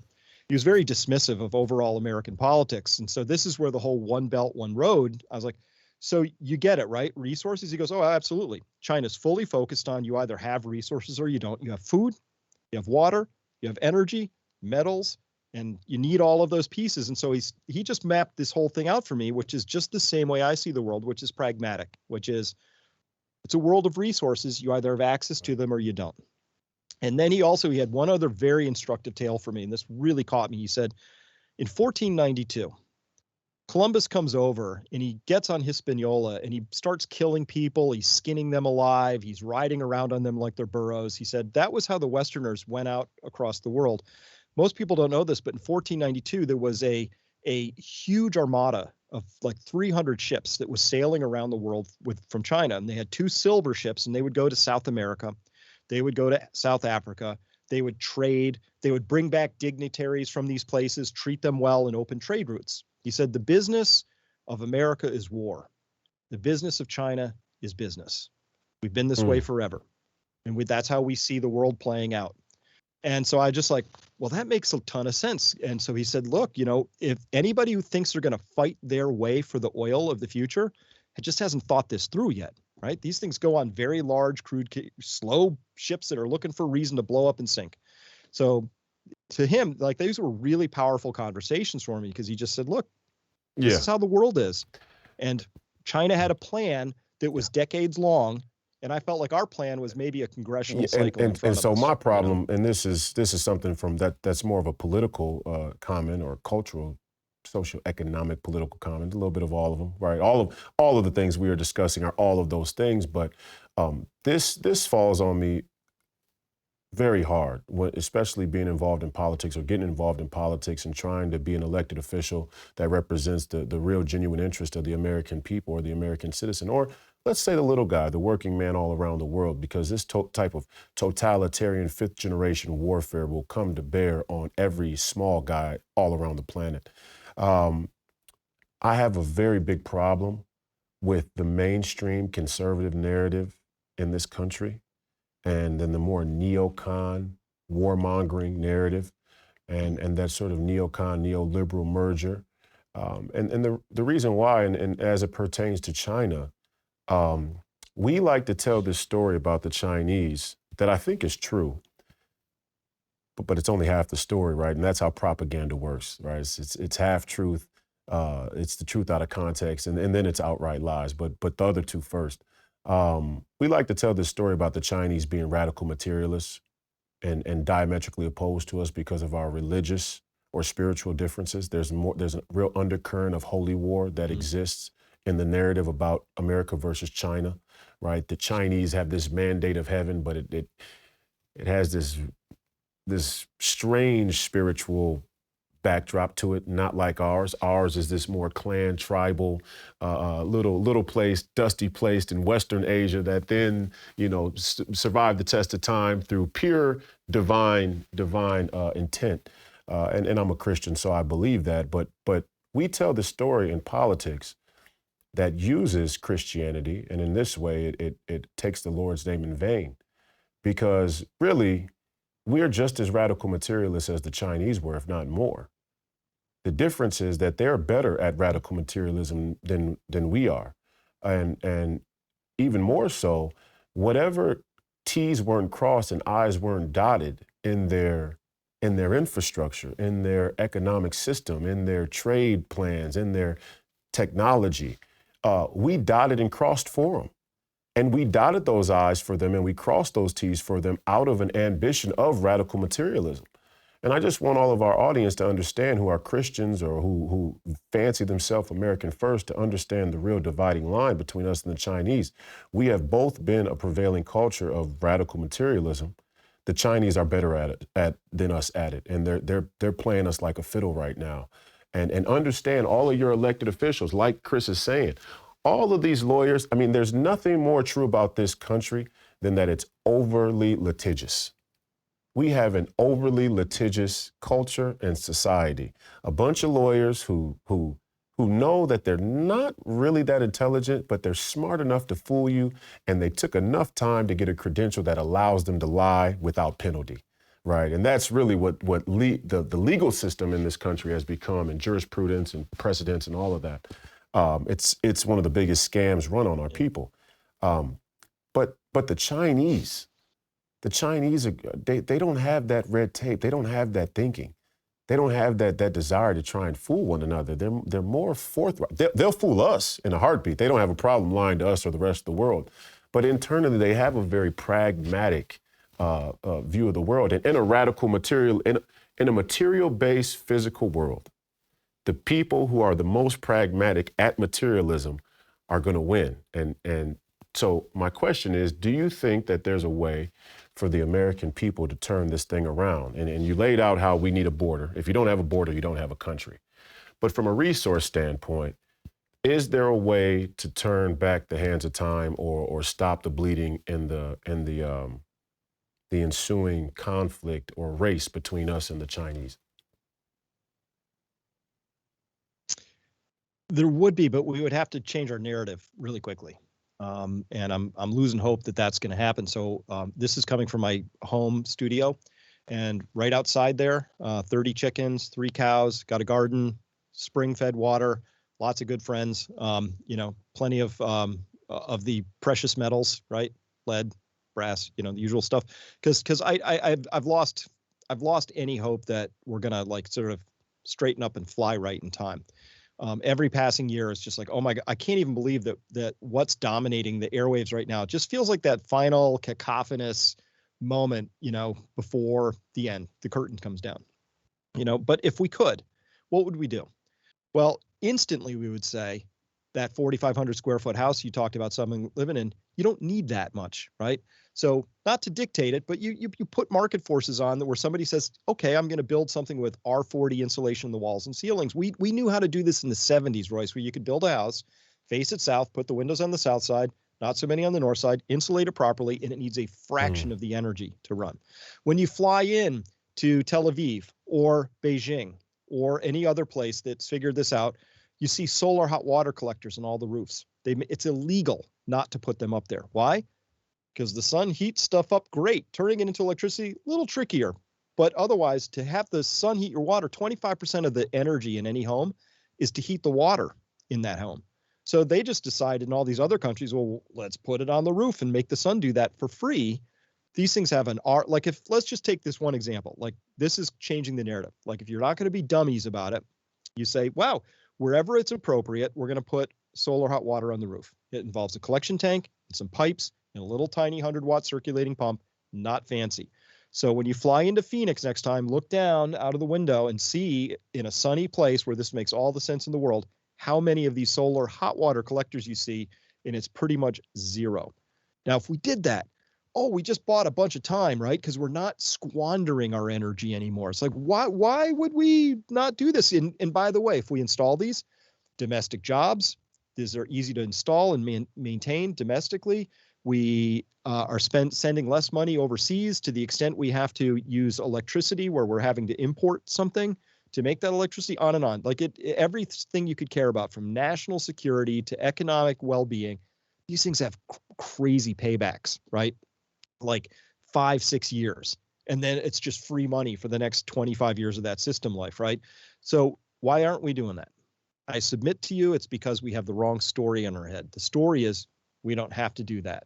Or it would be embarrassing if we had to do that, but it's just smart, right? The Israelis are smart. The Chinese are smart.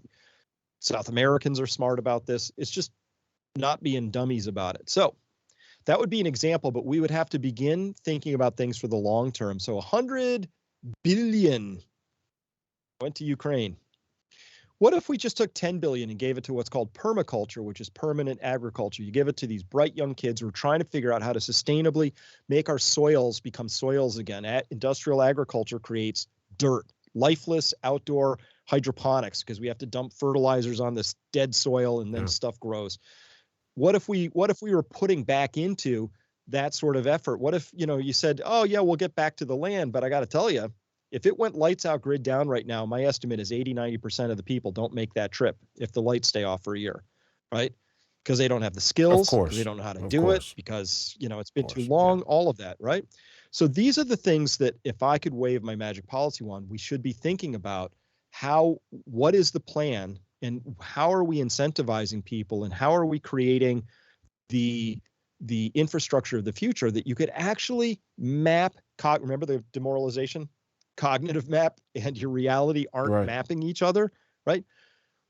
Once you understand where we're headed in the story, you say, wow, it's totally unsustainable. And nobody in authority seems to even notice. Well, right? and I mean, think how I would say, I would beg to get to differ. And I tend to think of things from a more spiritual lens. And I think that what we in the Christian faith would identify as Satan, that Satan or the prevailing spirit of evil or wickedness is also very intelligent, is also very efficient, and also has a hand in the world, or the predominant hand in the world that you could say, and moves these things about in a very strategic and meticulous and precise manner.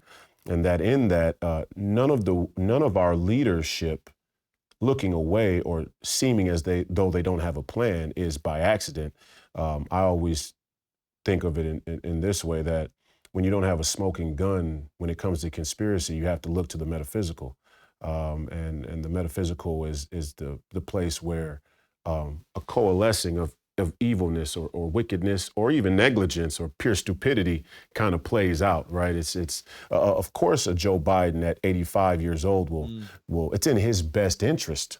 It's in his individual best interest in the short term to pretend like this isn't an issue and that he doesn't have to tend to this issue, right? It's just pure laziness, sloth, pride, greed, the old seven sins, right? Um, but I do think that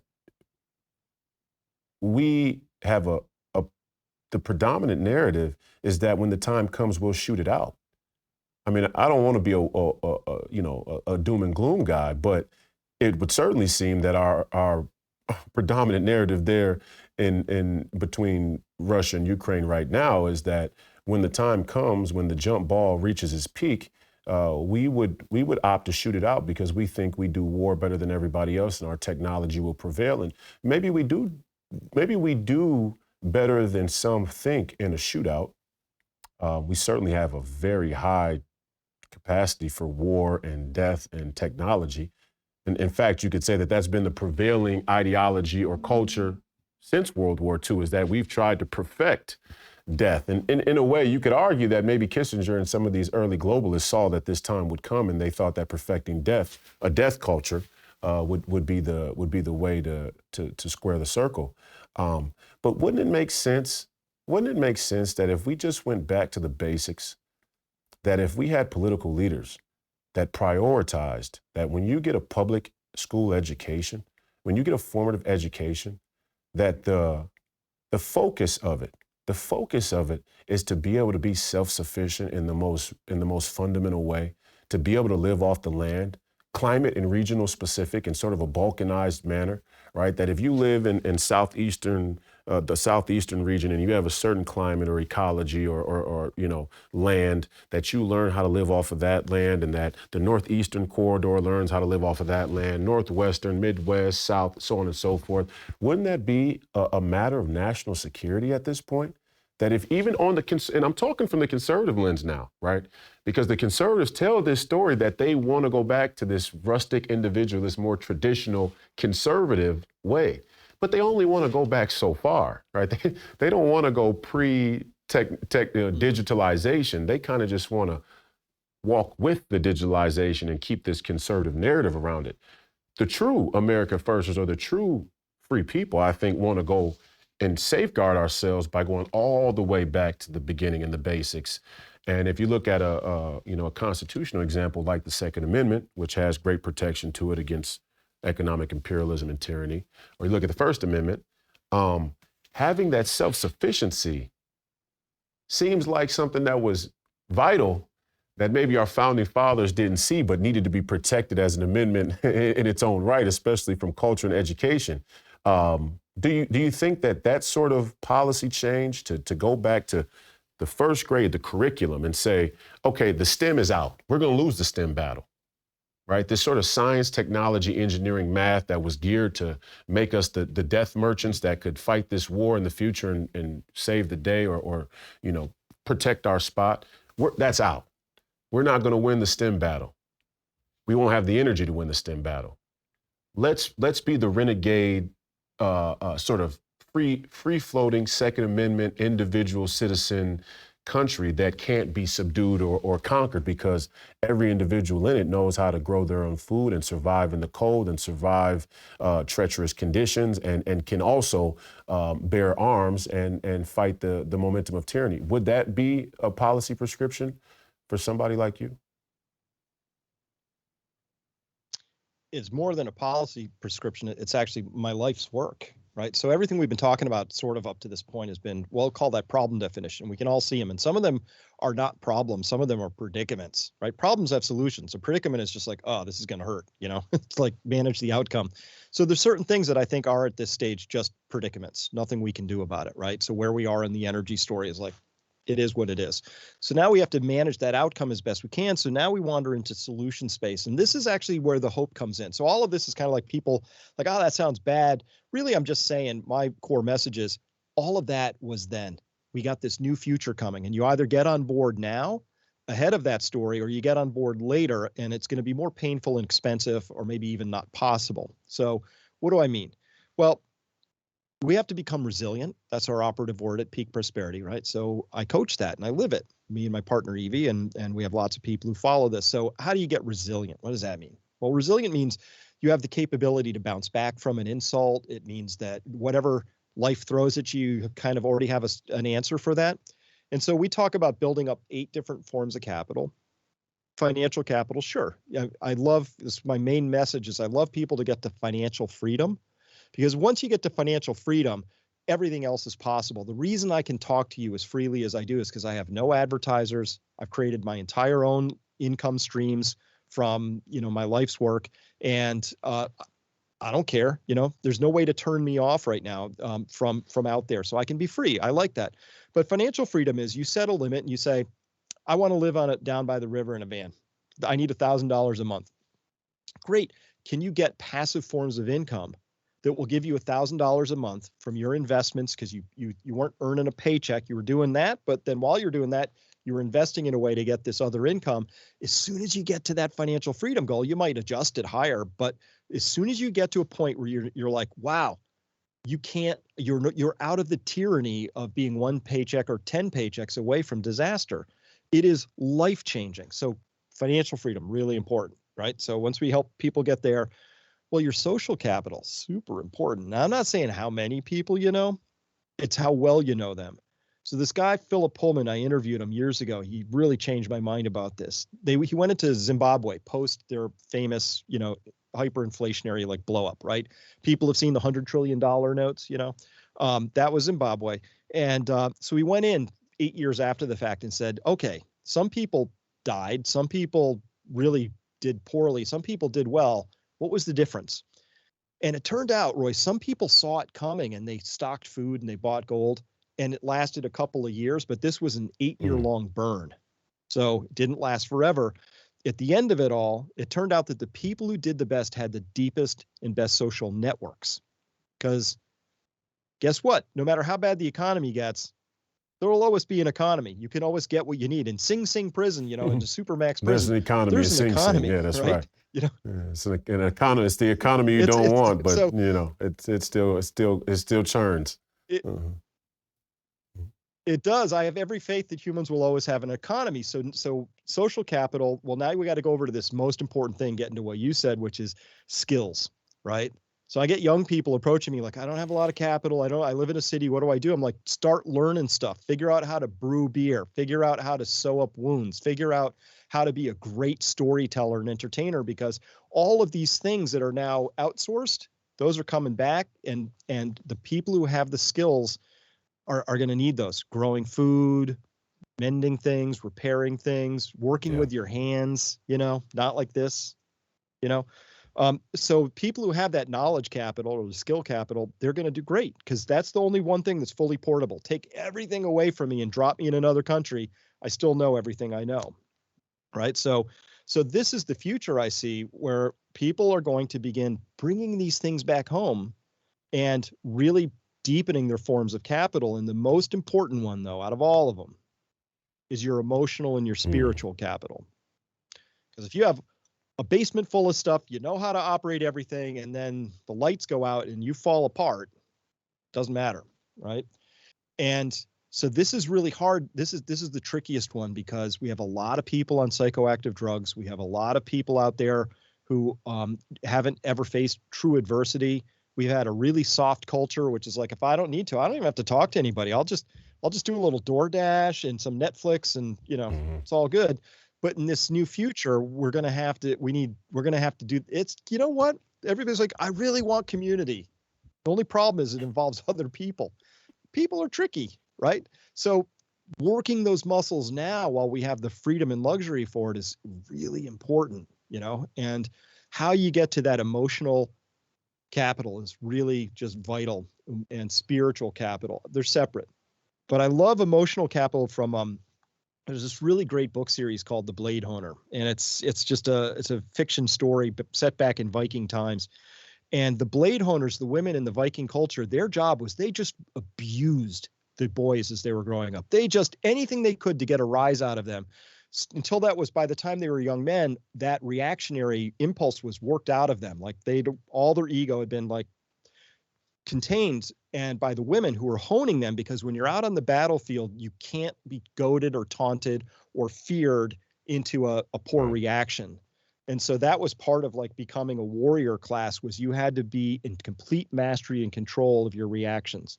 You can still respond, but your reactions, you owned them, right? Viktor Frankl, same thing. So I think that that's like a huge area of growth and a huge area. And you know how you get there? This is why I hate the woke culture. The way you figure out where your emotional trigger points are is you run into some uncomfortable shit.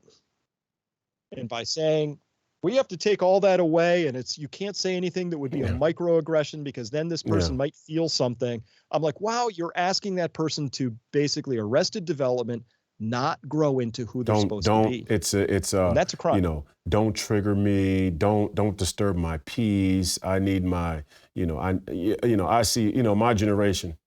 And my generation is crazy online. I mean, the sort of projections I see from people about their emotional stability and their sort of emotional safeguarded space is absolutely untenable, number one. But it's also weird and unbelievable and glows and is psyopy and reeks of mass formation psychosis. The number of 18 to 35-year-old women that talk about this imaginary space that is protected, that can't be disturbed by mostly men, is what they really want to say, but even some other women at sometimes, and maybe even that dog the globalists want you to kill.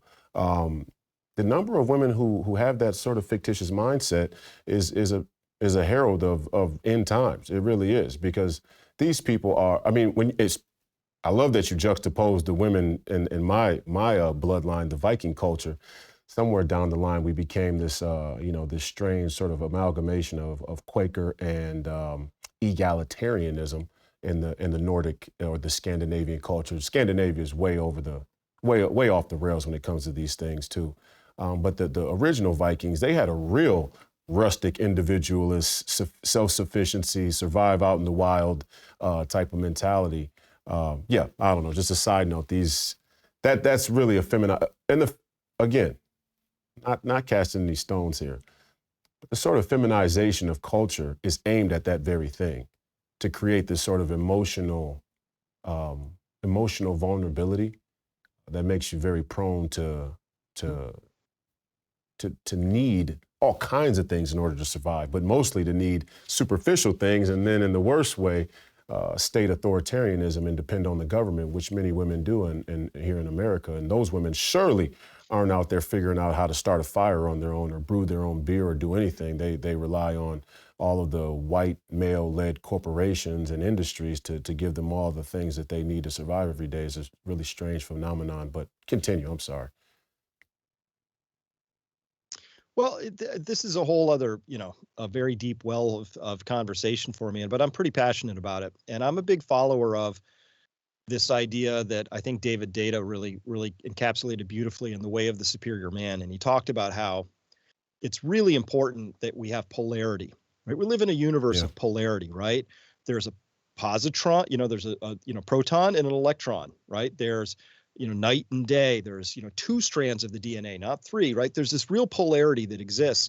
And out of that small fractal expression of, atoms, you get 2 sexes, right? And so out of that comes this idea that life is actually in that highly polarized state, right? So if you look at like the tango as a dance, this really exquisitely beautiful dance, it was totally set up.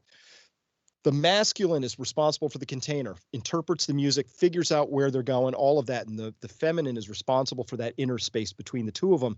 And that's what holds the whole thing together, right? It's like one without the other is Right. just nothing, but together they're sublime, right?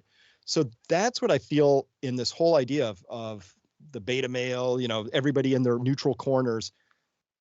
It's not fun. It's like it has no life to it. It's like boring, it's drab, and I don't know how we got here, but I'd love to get out of it, or at least allow some people like, not my cup of tea, thank you very much, right? But these people, these authoritarians, are insisting that everybody has to live in the same monochrome drab gray apartment complex in Moscow, right? It's like we all have to be there, and until everybody's there, we can't get to this utopia promised land. It's the same old totalitarian dream they've always had, right? And but it's not life, right? And so this idea, is there toxic masculinity? Sure. Is there toxic femininity? Of course. Not that. It's that when you have real divine masculine, real divine feminine, when people are rising up into their true authentic selves, where you know right from wrong in that moment, that's where life actually now becomes exceedingly fun and exceedingly exciting, right?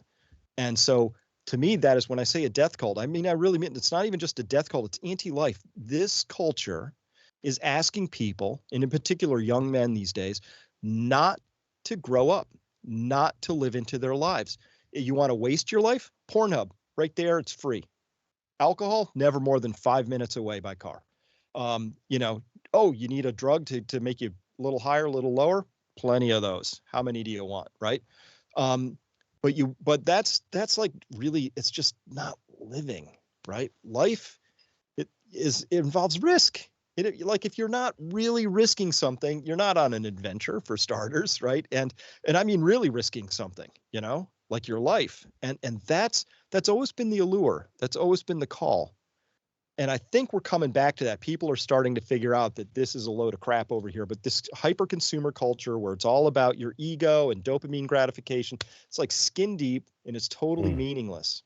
And I love how Jordan Peterson talks about that, because he's evoking, saying, you want to live a life of meaning and purpose, don't you? Well, this is an awkward place to go. This is like you get out in the rowboat and the seas are a little choppy and there's no guarantee you're going to make it to the other shore, right? You got to be willing to push out there.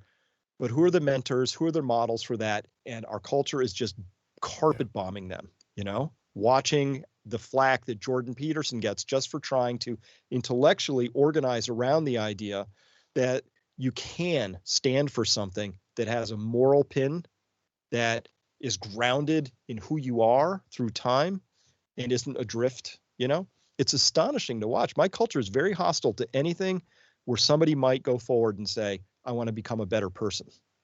You want to make more money? Okay. But somebody who says, I'm going to eschew these cultural trappings and think for myself, Yeah. terrible. Yeah. No. Terrible And to time. close here, and I know you got to get going, and we thank you so much for giving us your time. You're our first family and friends guest, and I couldn't have picked or hoped for a more grounded, rational, and logical individual who has a broad wealth of knowledge and things to share. And I invite anybody who's watching to go to, Chris's YouTube channel, Peak Prosperity. And Chris has an entire paywall there with Peak Prosperity, where you can get behind the paywall and get more information and things like that can help you with all of the things that Chris knows and has advised people on for 20-something years, 20 plus years. And in closing, I want to say I thank you again, and I know you got to run. We have to do this again, because these conversations are great, and we have them all the time off the air. Now that I have a podcast, I hope that I can get you on again, because I'm sure it would really help us. I'm sure my audience would love it, and I would love to get some of your Peak Prosperity audience over here at Please Call Me Crazy, and build that community. But also to end, I just thinking about what you just said about the attack on Jordan Peterson. And I know Donald Trump is a far ways away from Jordan, or they come from two different places, two totally different worlds, really. Donald Trump is a businessman. He's a deal maker. Jordan Peterson is an intellectual, right? But the animus towards the two of them is really comes from the same place, in that, and I said this the other day on my podcast, and I think I said it today or the other day on Jason Whitlock's show. The animus towards Donald Trump is not when he's dishonest. It's not when he's been flawed. It's not when he's been what you would say less than genuine in his business practices. All those things we admire. We adore those things about people. We promote those things. We lift people up who engage in those things. We conveniently and opportunistically look to cut people down who engage in those things when they're actually honest. It's Donald Trump's honesty. It's when he's been strikingly honest. It's when he's been, brutally honest that people really reject. And then they tell this story that it's, oh, you grab them by the, and that's why we don't like him. But many of us engage in behavior like that and debauchery like that in our own personal lives, and we know it. And Jordan Peterson is the same way. Obviously, not the same story, but it's not. It's none of what they say it is about Jordan Peterson or you or Brett Weinstein or Eric or a person like me or even Steve Bannon or any of these people who have flaws, right? I mean, they don't have it all figured out. They have a pretty good grasp of things, but it's not the dishonesty or the flaws that people reject in individuals who have courage today. It's the brutal honesty that they reject. Like you said, it's the daring to actually say, look, I want to be better. And not only do I want to be better, but I think we all could get better. And it's so odd that we tell a prevailing cultural narrative that we're all doing this to try and get better. No, we're not. No, we are not. There is not a widespread consensus in this country or in the West or in the global community of newly found global citizens to work this thing out or make this thing better. And again, I want to thank you for coming on today. Thank you for giving us your time. We're right up on 2 hours. I said we'd make our first guest episodes an hour and a half, but I know these people would fall asleep because we could sit here for 4 hours, no doubt. But I'm sure you have places to go. So I thank you again, Chris, for joining us today. Feel free. Feel free to come back on the show anytime. Any parting shots for you? Anything you want to promote and let the people in on or make people aware of before you go? Well, sure, and thank you so much for this amazing conversation. I'm just glad we got this one recorded so other people could participate because this is how we roll all the time. Yeah. First, I got a book coming out, Crash Course. Look, it's a book. Who reads books? I would love people to buy it because we're dangerously close to getting up on a bestseller list. And if we get there, more people will read it. And I think people need to know what's going on in the world. It's truthy, right? It's the best truth I know how to put together. But if you come to Peak Prosperity, the website, it's not the Chris Show. I got a lot of content and things to say, but we have a community there. And so to the extent we can use the internet to find people, and we have a whole bunch of, I wouldn't even call us truth detectors. We have people who know bullshit when they smell it. Okay. And so we call that and all the time, but these are all people, just struggling with everything. Like, how do I keep my family safe? Where do I put my money? Should I start a garden? Do I have to move out of this city? Should I even be in this country? Who knows, right? People talk about all kinds of things, but we talk about it without filters and no trolls. That's the true purpose of a paywall, is it keeps the riffraff out, meaning these AI bots that you can't detect anymore. So that's what we got at Peak Prosperity. And if people want to come check it out, that's great. Be more than happy. Obviously, I will be sending people your way. So we'll do everything we can to help you promote your show. It needs a super wide audience. So just let me know what I can do and make it Thank you, happen. brother. I appreciate the time. The fight continues, man. Keep at it. I admire you a lot, and I'm so thankful again that you were able to join us today. Godspeed, man. Have a great day. Thank you. There you have it, ladies and gentlemen. Thanks for joining us for another episode of Please Call Me Crazy.